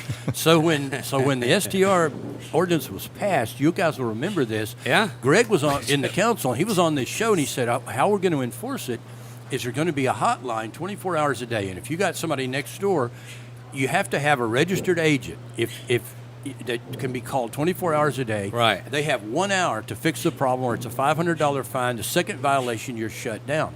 Come to find out, the hotline was discontinued. At some point in the foggy past, we don't know exactly when. Budget cuts. So now what's happened is, when you call, you get the PD. What's the PD going to do? They don't enforce zoning laws, so they go out there with a noise meter. Decibel meter, If yeah. it's at 79 decibels, then it's not in violation of the city code. Which is quite loud. Yeah, all they can really do is say, okay, Yeah. you kids simmer down. Don't make me come back. So what's going to have to happen is two things, and I give Gil Hernandez credit for this. He's been beating this drum since day one. Right now, if I decide that I want to rent my house short-term rental, I can see it can hold 100 people. And if I put 100 people on the form and turn it in, that's how many people I can have. So if Right. somebody calls the cops and there's 100 people staying in my house, as long as I have a permit, it's perfectly legal. It bypasses the mass gathering. Exactly. And there's no parking. So Right, if I got 25 cars and they're all parked in the street, as long as they're legally parked, It's fine. there's no Yeah. prohibition. And I can So- have a party at my house so with the what's Pikes from happening University is- of Houston. And this Yes. is what John Bell said, and this is to your point. He said that the type 1, you're supposed to have the person whose name is on the homestead present in the home. So, but what these guys are doing is they lease it to somebody who then becomes the person, and they don't answer the phone. They lease it out for 100 people, and then there's your trouble. So they're going to have to close it, go back to the original intent. And the second thing is, if the owner is not there, then you have to have this manager who you can call. So the hotline is going to have to come back. Things got lax, is what happened. And so and people found a way. There's a whole cluster of these things around just west of downtown. And it just got worse and worse until finally it hit critical mass, and all of a sudden ended up at city council, and they were kind of like deer in headlights. Enforcement was the thing, and this is, you mentioned Gil earlier. One of the things that he was kept talking about back in the day was the fact that someone from the city had to go look all this stuff up, find all these things. People from the city would call, but then it's like, okay, Right. It's if they're on an 8 to 5, these parties are happening. People are playing Kenny Chesney too loud at And 3 if you in the had morning. the hotline, you could call. And Right. But So- when the hotline went away, And we knew, because the STR resolution basically went through ISAC. We were the trial by fire out here on the island. I was chairing at the time. I think JJ was Wasn't on on that. it, but I attended on the a lot of those subcommittee, meetings. exactly. And so we it's a pretty perfect much, example of how it works. and we knew that the first go round, people were going to find the chinks in the armor. Yeah. And so now there's been enough accumulation of chinks in You the go armor. from VRBO to Craigslist, so you're not officially listed, but you're still out there in San Right. Antonio, Austin. There are other Well, little there- things that people were There doing. was another little wrinkle that was really interesting. So our city attorney who just left, Miles Resnick, he kept saying that in order to prosecute somebody in a short-term rental, it wasn't enough to see them advertising it without a license. You had to have a transaction. Right. You had to rent the thing, and then so the city was going online, finding people who weren't registering, and then the city would reserve the room for $150, And then go look and at then it. go prosecute them, but they never got the $150 back, back. So the city was paying per head to prosecute. So another wrinkle in the rules Yeah. that needs So- to be ironed out. Jay and Dale, you can answer this. Jay, you know about this firsthand and I've seen it too, from what's going on in Galveston. Why is it important that we maintain some definite borders between residential and short-term rental areas? I mean, Kenny Chesney blaring at 11 at 3 a.m. That's the deal. When you live on it, You live next to if one. you're there on the water there was out here gunshots at the Suntan House because the gangbangers from San Antonio and Beeville, they Yeah, were they would come gangbangers down. from Beeville, and I Right. would look at police reports, and you could tell the weekends they were in town. Car burglaries, lawnmowers, Right. and you knew. Lawnmowers, Well, that's it. And I called the guy that Dogs owned that and house. cats living There was together. A couple that lived in Laredo, and they had no idea. The guy was in his 70s. Oh, I don't know, man. The I don't checks know what's come in going the on. mail. Yeah. All right. And the guy was shot 4 times in the front yard. Well, I got a check in the mail. Right. I got an agreement. It's not in there. Speaking of, we're going to jump out with some heavy soul, Cold-Blooded. On that note, Island Moon Live will return. Everyone hold fast. Whether you like it or not. Thief at the door, blood on the table, and sawdust on the floor. Oh yeah. Don't let this happen. Don't let and it the happen. realtors, man, they came in and they pushed hard. They wanted No, and I short-term understand rentals. Because they were point, gonna but- book listings. That was the And it idea. was also going to increase values. Right. But I like Their the way commissions it is. go up, but they're not living out here. And ironically, their argument was, well, it's property rights. People have. So you're telling us we have to have them in our neighborhood when we live here and don't want them. Because Right. in the POA, it says you can only rent for 30 days, minimum 30 days. So when you moved here, you knew what the rules were. Yeah. So it's not property rights.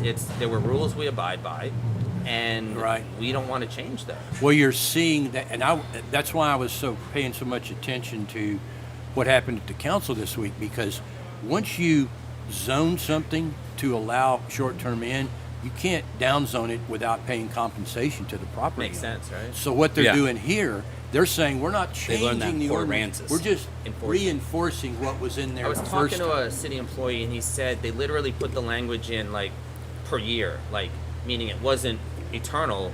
You know, this year it's going to be this, and that gave them the flexibility to change it every year. Right. Because I initially, when I read it, I was like, well, this poor guy, like he bought property based on, you know, one concept, and then they change it on him.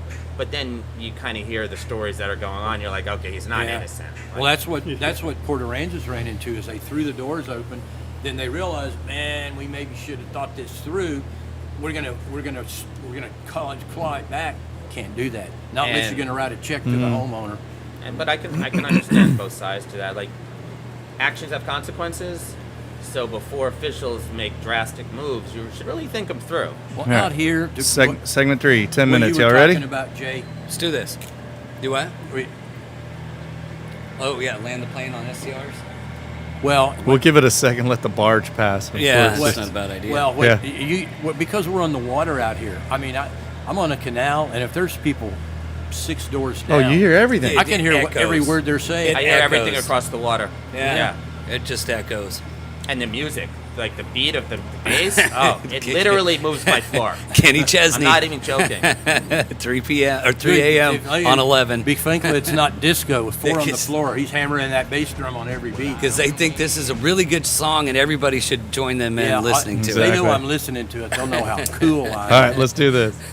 Jeez. We have 2 left. Two segments. Yeah. So we'll do the last Island one. Moon Live. We'll do the last one. We'll talk about. And we hope that Kenny Chesney isn't listening because we've been using his name in vain. Right, I thought exactly. you were complimenting him. We used to joke about Toby Keith, but bless his heart, you know That's what I mean? right. Yeah. Yeah. Exactly. That's good. Well, and he did a lot of good volunteer work. So, yeah. Well, I had a guy that had a house across the street from me. He'd have family gatherings, and he would set up a PA system, right? And he was a Hank Williams Jr. fan, and his style was to sing in one key and play in another. Yes. And he thought he was great, so people would leave the room, so he'd turn it up. Right. So All right, the let's do neighbors that. can hear it. And we're back on Island Moon Live from our Docks Waterline studio. J.J. Hart, Frank Floyd, Jay Gardner, Arr. Dale Rankin. There's a pirate as well. Yes. It's Jay. And my Yes. name is Jacob Oggs. We are glad you're here. We've been talking about a bunch of things, islands, some things politics, kind of getting into a few different topics. Before we scattered off into the squirrel zone that we did on the Squirrel commercial cage. break, Yes. wanted to kind of bring this back. We were talking about tax dollars and where they get spent and why. Well, we The want to hot tax, shot tax. we want to reiterate something here TERS. because you were talking about the TERS, and we should probably. The TERS doesn't raise our property tax on the island. Yeah. A portion of it is carved out inside of the boundary of the TERS, which is not residential. For it's new commercial, development. and that money is captured and earmarked to stay on the island. Yes. To build infrastructure to support the new business that paid the tax. So if And you the have a zone. new development come in, they build a new structure, they pay tax on the new structure. As that tax goes up, that goes into the TERS, and that's used to build the next sewer line or the whatever For street. nothing private, it's only public infrastructure. So it doesn't Right. raise our taxes. It earmarks a portion of it to stay on the island, and that's a question we want to put particularly to Gil Hernandez, who has been very critical of our TERS on the island. I think he's jealous. Okay, a couple things. One, one of the original purposes of the TERS was to fund and maintain the Packery Channel. And Yeah. we do put a reserve aside. And actually, we Right. had money there to fix it after Hurricane Harvey. Right. Because we had done such a good job of putting it aside. Right. Some of that money from there is going to do the pavilions Briscoe King and or Breaking Briscoe Grand on King. the 8th. and the probably restroom and eventually matching. They're matching the Texas Parks and Wildlife Fund grant to redo the boat ramps at Packery Channel. So yeah, And actually, it helped fund the Don Patricio bridge it did. So we also wouldn't have that bridge without the TERS. Exactly. Right. And we look for projects in general that will create more value for the island. So if we end up doing a paper street, it's not like we're just funding a street. We're funding a street that's going to create houses, which is going to increase the Right. property values, the property Absolutely. tax. And we were talking about ISAC perfect example of when the short-term rentals came up. The council they're generalists. They're in the whole town. Yeah. And Yeah. but it went through ISAC, Yeah. and so the people on the island went to the ISAC meetings, told them what they wanted. ISAC voted. It went to the council, and that's how we kept them out of our residential neighborhoods because ISAC weighed in. We had an hour and a half of public comment at one Yeah. point, a couple of meetings. It was almost as bad as the golf cart ordinance. Well, that got us kicked out of the church because somebody dropped that started bomb. drop the profanity. That I will was the say golf that- cart Just kicked ordinance. us out. There's some like Mark Scott has publicly said he will not listen to anything unless he Comes hears to what the the ISAC ISAC, has to say first. Yeah. And if we can get all the candidates to say that, it's going to give the ISAC and the island a lot more say in what happens to the island because who knows the island better than and that's the island? whole point about public comment with STRs and golf carts and stuff. You wash it through the ISAC. That way it doesn't wind up downtown at City Right. Hall. And then we have a unified voice with a good recommendation. All the So work has been done. This is the we do all problem we heavy ran lifting. into. Not to bring it back to water, but I am because I'm going that crazy today. You have all these council people that just got elected who know nothing about the water, and now they've got to say something about it, so they need to get educated. That takes time. That takes all these measures. If before we had a set decision of, in this case, take ISAC for example. So how many people are on the ISAC board? It's 14. 14 people Bunch.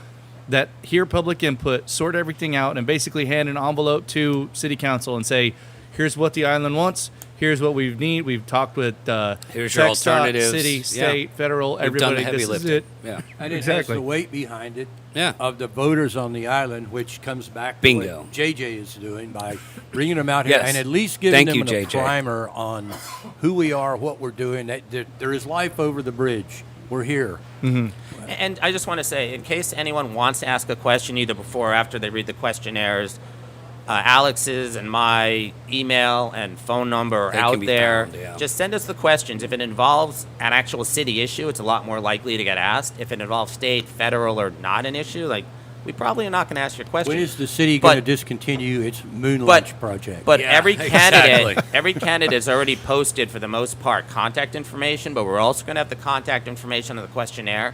So anyone that didn't get their question answered at the forum can direct a question directly to the candidates. And maybe if the candidate wants to get a vote, they're more likely to answer those questions. when did you stop beating your wife? Yes. So that's again on the what? September 16th for the at-large candidates, and September 23rd For the District 4 and That's a mayoral Wednesday, candidates. right? Yeah. Both of those We are wanted to make sure it wasn't on a Tuesday because then it would conflict with council. Yeah. Well, and so a lot of this is also about money being spent on the island. One of the things that you mentioned earlier, Jay, was about beach maintenance. And I know, Frank, there are several people that we know that are very, have a few choice words to say about the way that the beaches are kept. You know, and so before we start diving in and being too overly critical, the current beach maintenance program was established and set up by with consultants, right?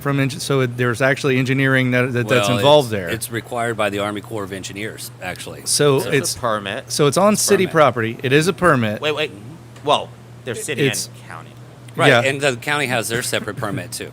So each Cameron County's got theirs. And City of Port it's not Aransas. consecutive. Like, it goes city, county, all the way down to Port A. And they're trying to get this last round. They're trying to get a consolidated census of what each city and county can do. Actually, like the city of Corpus Christi was one of the last people that actually could move sand laterally by their Army Corps of Engineers permit. So that big pile But over they there, couldn't North put it in Padre. the water for a long time, right? Well, the wind would do that. That's fine. But do no, now. actually, Good. Wink, Yeah. wink. Say no more. no, actually, their permit and everybody's permit is that you can grade the sand up from the water's edge and then stockpile it. But then during the summer, Yeah. during the spring, summer, and fall, and during the wintertime, you're supposed to push it back down into the water to keep the beach even. Gotcha. That is prescribed by Army Corps of Engineers, U.S. Fish and Wildlife, everybody else. So what about the level at North Pack? When we get a swell, Frank, you know how it goes. It's for one thing, if you've been out there and looked at the jetties, and you count the beaches where they start, they're half as long as they were when we built them. Mm-hmm. Now, So- some of that's natural accretion. It's when the sand accretes. Exactly. And I know that some people are real happy about that because it's not eroding, Right. but a massive amount of that is from them pushing sand into the water. Right. I'm out there almost every day, in the morning early, and a lot of people think that bulldozers are an indigenous species I know. on the beach. It's Well, crazy. and it does interact with sand crabs, with short coquina. yeah, it But if affects- you look it I affects drove that everything, yeah. today. I drove from Second Lifeguard Tower at Packery, which was powder sand, pushed up. And you're saying they can push it into the water in the winter. In the wintertime, if they're doing it right well, now. then a week ago it was winter. Okay. I've Okay. seen them, yeah. I got a picture of a bulldozer, 4 wheels in the water, Uh-huh. pushing it into the gut that we've been trying to get trout out of. Yes. Right. But I drove from there where you could see one crab hole every 50, 60 feet maybe. Yeah. Went down to where the sticks are, where you're entering the southern end of the state park. Yeah. Crab holes all over the place. Uh-huh. There's still car tire tracks over them, Yeah. but there's no bulldozer piles of sand. Right, because those crabs and everything are like that far below the surface, and when that blade is that far below the surface, right. Well, if- So that's part of the incidental take statement, actually, of the beach maintenance permit that they have, that they know that they're going to run off the food source for the piping plover and the red knots and all that stuff. Well, do they count the people who, I heard there was a fluff piece in the news a couple of weeks ago Oh, good. about what a great thing this is, and talking all about it, bragging about how we're keeping the beach drivable for the tourists. Right. But if you go to Packery right now, you can drive down the place where they're bulldozing back by the dunes, the road. 9 out of 10 people, unless they have a 4-wheel drive, cannot turn and go park anywhere near the water. Right. I tried to do that with my wife and my granddaughter the other day, and up to the water's edge, there's a little berm made from all the sand they pushed up into it. Yeah. And there's no nice place to sit out there without just powder sand all over the place. I understand we're in a drought. Right, yeah. The sand gets soft already. But when you pile it up between the road they're making and the beachfront all the way to the beachfront, Yeah. it's pretty much a very uncomfortable nightmare for most people. And there's only a small section that you can drive up to the North Jetty that's not like complete powder going through. And it's like, okay, you've got a quarter mile where people can't drive up to the jetty. That was part of the attraction. Well, if you That's go what back we're and look supposed at to be doing. the beach in front of the Ellis seawall before 2005, when Packery was dug. It was 10 feet wide. Yeah. And sometimes less. Sometimes there wasn't even room for one traffic lane through there. So and if you look at it now, they pushed it out to 400 feet. Yeah. When they dredged Packery. Right. And there's been times it's been back out that far over the years. And they brought some of Mount Zon over to the seawall Which as well, I'm glad that permit actually finally came through. where they can move sand laterally, and that Yeah. means around. So Yeah, well, and I think understanding kind of where this is going to go in the future really revolves around where this sand can move and how. It's And- something that the candidates need to be aware of when they're running for council out here. where the sand can come from, And we there- may have to Exactly. look. May have to look at alternative sources for sand, beach Offshore. nourishment. Hey, more beach You can't nerd use stuff beach when we sand for return. beach nourishment. Can But you run out. All right. run out? Yeah. Not if they use the pipe that's under the channel, supposedly, that from the north side to the south side. Yes. You still run out of sand. We've though. got pipes and hidden treasure. More of that Okay. coming up soon on I Island thought Moon we were Live. already on Didn't break. we have trouble finding sand? Yes. There's, I think it either was Ox and boom, boom, boom, wasn't any available. There wasn't enough sand in Packery Channel to make the dredging worthwhile. Right. So you got to mow, demob, and all that. So that's why they started stockpiling it on the north side of the channel. Right. And then, but even then, there wasn't enough. So now you're talking about having to go offshore. Go Is that offshore. City or county where you're saying there was an issue? City. So have you talked to the parks? I haven't. Not you, but Frank. Have you Oh, talked Frank, to yeah. parks? I've been to the beach stakeholder meetings we have every couple of months. Yeah, you But, need to go to the Watershore and Beach Advisory Committee. And they, they're the ones that even said in the first meeting a few years ago with Dan Suckley that, yeah, we're going to have, part of our plan is to start running the sand underneath and get it. Mount Padre or Mount Zon right there Yeah. was supposed to be gone 2-3 years ago.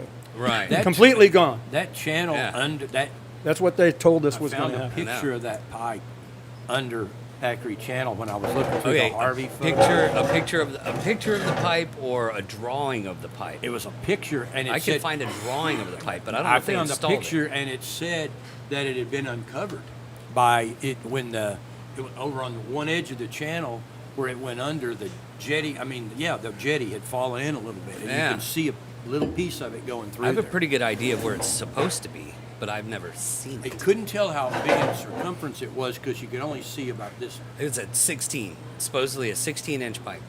And the idea was to run sand from the north to the south, or vice versa, Right. but probably north to south. Well, and actually, Frank, we're actually pretty lucky. If you go down to like the We got one Mansfield segment jetty, left? I know how it is. yeah, it's way different. You Yeah. know what I mean? Segment left? Yeah. Last do we- 11 minutes. But what are they going to do when they keep shoving the sand out to the point where it's almost Do at you the think end the of the city's jetties? doing it on purpose maliciously? They're thought putting they were so just much. making They're the putting so Or much incompetent. into there. Thank you. That you the- knew, that you, it's- I knew the So- second part It's a of your law of question, unintended yes. consequences. They have the permit and the money to do this, so they're doing it. Right. And as a result, you can walk out. It's waist deep, halfway out the jetty off Yeah. of that sandbar. I know. And where we Because- parked by the jetties used to be 6 feet deep. Yeah. Are there Yeah. two points of view on how to do this, or is there one point of view and they're just not doing it? Like, Well, 'cause the other you're saying the it other would be alternative is candidates. to push it into the Yeah. dunes. Is there like a one correct way that everyone should be doing it and they're not? Well, so Yes. that's a good point. And the That's whole just thing part is, of the beach if we maintenance have the permit. permit to collect the loose sand, right, store it and use it. Store it up at the base of the dunes, which creates the dunes to come down. Yeah. Right? Yeah. And then push it back down if it hasn't been vegetated Yeah. in that one season. So how hard That's is the to premise. funnel that information from the Parks Board to the Beach Management Board to the guy that's actually operating it? It seems to comes be up- impossible. It comes They up already in know. ISAC. They already know. And? they're not doing it. And the guy that But drives that the doesn't make bulldozer sense, changes quite Yeah. often, Like, too. Yeah. It, Yeah. it doesn't make sense. He's just not doing it. Like someone's telling him not to do it. He's not getting behind the vehicle and being like, "I'm just going to do my own thing." I think there's institutional knowledge at work there, and they see how the last guy did it. And Yeah. it does come up at ISAC from time to time because there's But a that's the beach. thing. I think there's we a don't report at each push it ISAC. consistently enough to The get guy it to that change. comes to ISAC and gives the beach Was that the report. big Yeah. Darren. That's where the Darren. that marching orders are coming from. I mean, that, And there- and that's there's- where Last- the buck stops. Okay. So we need to talk I think about. Darren always We sounds got like 10 minutes. It's going to go like that. So we need Yes. to talk. You got a paddle event coming up, right? Yes. So we need to talk about that, and we need to reiterate the dates and the times and all of that. And if people got questions.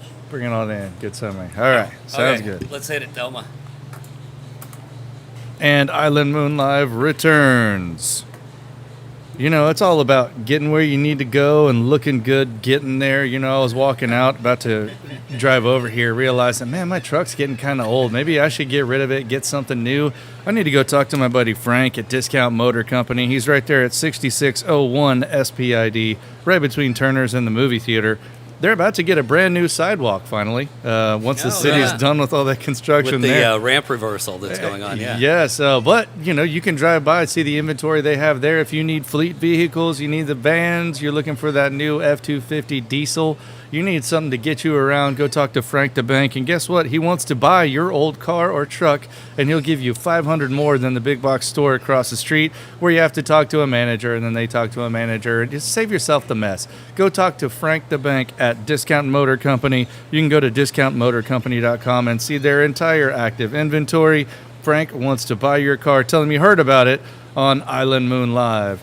And welcome back. We are here at our Docks Waterline Studios. And my friend, I can see you've got that kamikaze look, and I will take you to the edge. My name is Jacob Hoggs. We've got Jake Gardner, J.J. Hart, Frank Floyd, and Dale Rankin.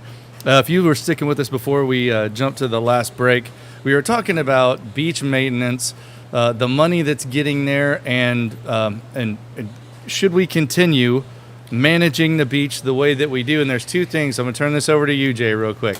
There are two questions that I have. One is the beach parking passes next year are going from $12 to $20 a piece. Right. Where is that? One is, where is that money going?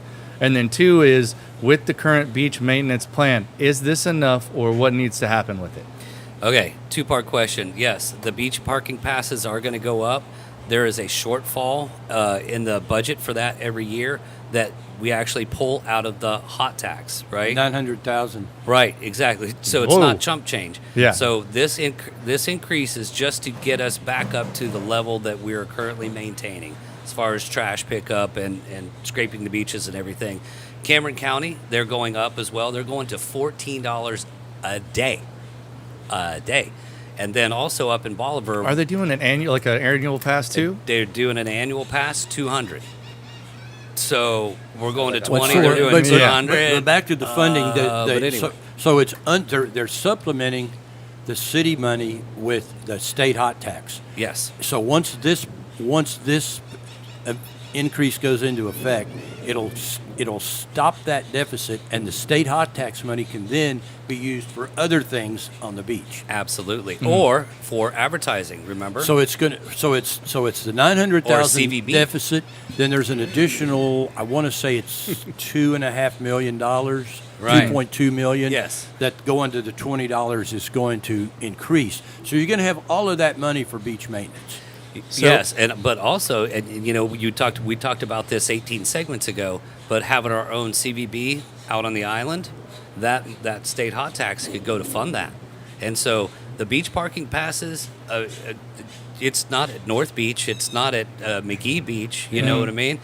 It's the beach parking passes are out here, so let's keep that money. We're not able to solve our issue with how the hot tax is used Right. to pay for deficits.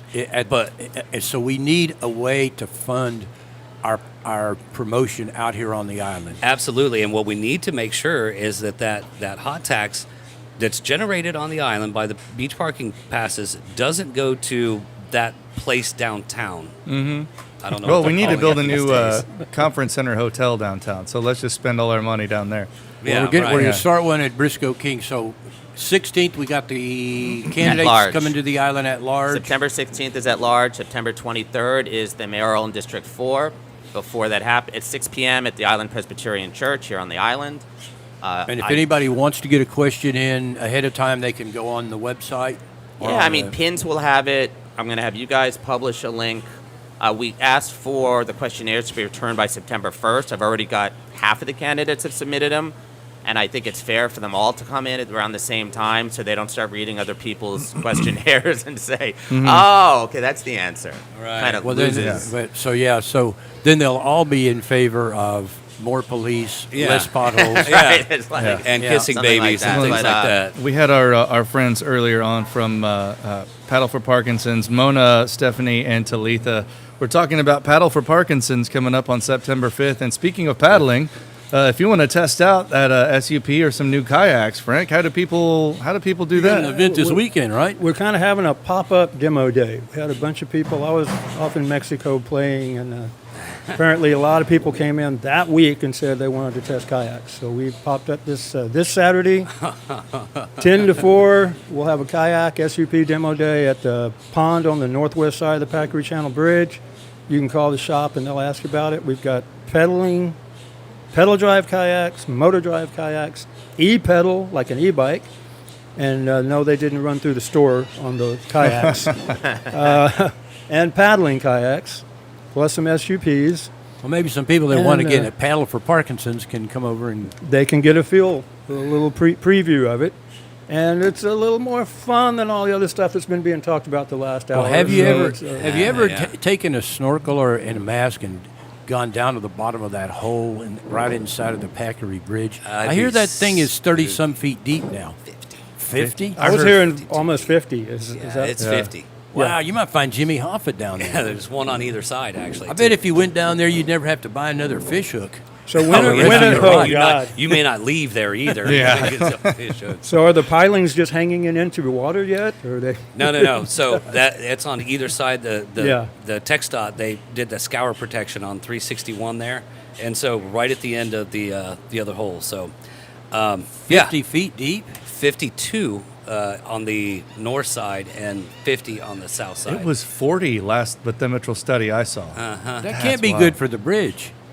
Well, it's away from it. It's away from it. Yeah. That's the whole idea. And it's just that natural with the And with they just put so much rock down there. Venturi effect. Yeah, in it. that's the Just- great thing. yeah. So also this weekend, for those of you, a little segue here, information. Monday, you need a new hunting and fishing license because it expires.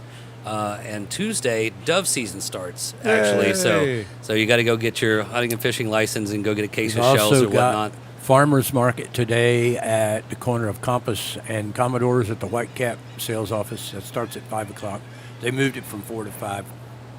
That's this afternoon. From hot to hotter. Yeah. Perfect. Yes, exactly. Where you can cook your zucchini and buy it at the same time. And where the pickleball courts are almost ready for pickleballing. That's right. We were talking about that yesterday. So it's going to be a pickleball court competition in Yeah. between Commodore's Park and the new pop-up at Whitecap. They're going to be lousy with I had, pickleball courts. I had the drone in the air around Yeah. Commodores yesterday. The tennis courts are about done and painted, and Yeah. the pickleball courts are cleaning and many? prepping for paint. 2? Of each? Yeah. I believe 2 of each. And they put the up- covered basketball. They put Was up it a 4? pickleball fence. It says pickleball fence on the corner post at the one at Whitecap. So I guess I don't know if it makes you a better player, how that works. I don't know. Oh, it keeps you from having to shag the ball into the parking And, lot. and the one thing we have not talked about here, JJ, is the time you and I lost a winter Texan in Mexico. That hasn't come up for a long time. That's going to be, that'll be on the We YouTube. can save that for Have to That's be not on- something we yeah. start right now. Right, no. He's not lost. You don't We have enough found him. time. We found it. He We'll have a sponsored paid extra YouTube video. I'm walking for that. around in the red panty bar going, has anybody seen a guy about this tall? I go, well, yeah, half the people here. I don't know. He's safe and sound. Right, I don't no, know if he but, still is. That was a long time ago. So Carly did say, actually, because it's dove season, there might be a little bit of rain, but it'll course. be interior. So hopefully it doesn't rain out here. If it rains, it'll just rain on muddle and puddle out here and almost fill it back up. up. It's been dry for a couple of months, so it's been kind of out of our, out of sight, out of mind. But we need to get back on that. Carly was good. We got to get her back on. Yeah, she had a good time. Maybe when we get to the end of the hurricane season, we can do a wrap up of the season that wasn't and why. Well, hopefully, yeah. knock on Yeah, wood. exactly. Jeez Well, and Louise, the we're not next there the yet. next hurricane up is Dolly. Yeah, I Egad. did see that. Yes. Well, we're we're early in the alphabet, late in the season. That's when we get the big ones. Well, I wanted them. They didn't listen to me, but I wanted them to at least have some kind of theme for like naming all the hurricanes. Yeah. So we could have like Hurricane Dolly and Willie, and No. like give some kind of context to it, right? Like I think that at least make it fun. if it's going to be a terrible tragedy and all these people get hurt, don't just randomly pull it. Like, have I don't something think to it. you want Dolly to be a big. Well, tragedy. they didn't like my idea of corporate sponsorships, so we went with celebrities. Like you don't want to get You're hit like, by okay. Hurricane Penelope. It was just a big wind. Yeah, right, yeah. We don't. We're good. You don't want to get hit. You want to get hit by Hurricane Bob or Yeah, Alan. no, You don't want to yeah. get hit by Hurricane Penelope. No. Right. That probably wouldn't even get the Weather Channel. Outstanding. Or name it after shorebirds. well, you know we what I did- mean? Like the piping Yes. plover is just destroying parts of Corpus Christi Florida, right yeah. now. We did have Hurricane Don. What was it, about 10 years ago? It was 10, yeah, That or 15. came through, and man, here came all. We had the Weather Channel they all set Mm-hmm. up, and then it stalled out Yeah. offshore. And Tyler it and hit I- the cold water upwell. Yeah, it did. Hmm? Tyler and I were playing Leapfrog in the background with Stephanie Abrams, Nice. the Weather Channel. That was fun. Outstanding. Well, speaking of fun, it's been a lot of fun on this show. Aye. Frank Floyd, Dale Rankin, Jay Gardner, Squirrel JJ Cage. Hart. Yeah, special thanks again to Mona and Stephanie and Talitha with Paddle for Parkinson's this weekend. Coming at you. Island Moon Live will return next week. And until then, my friends, keep it on Island Time.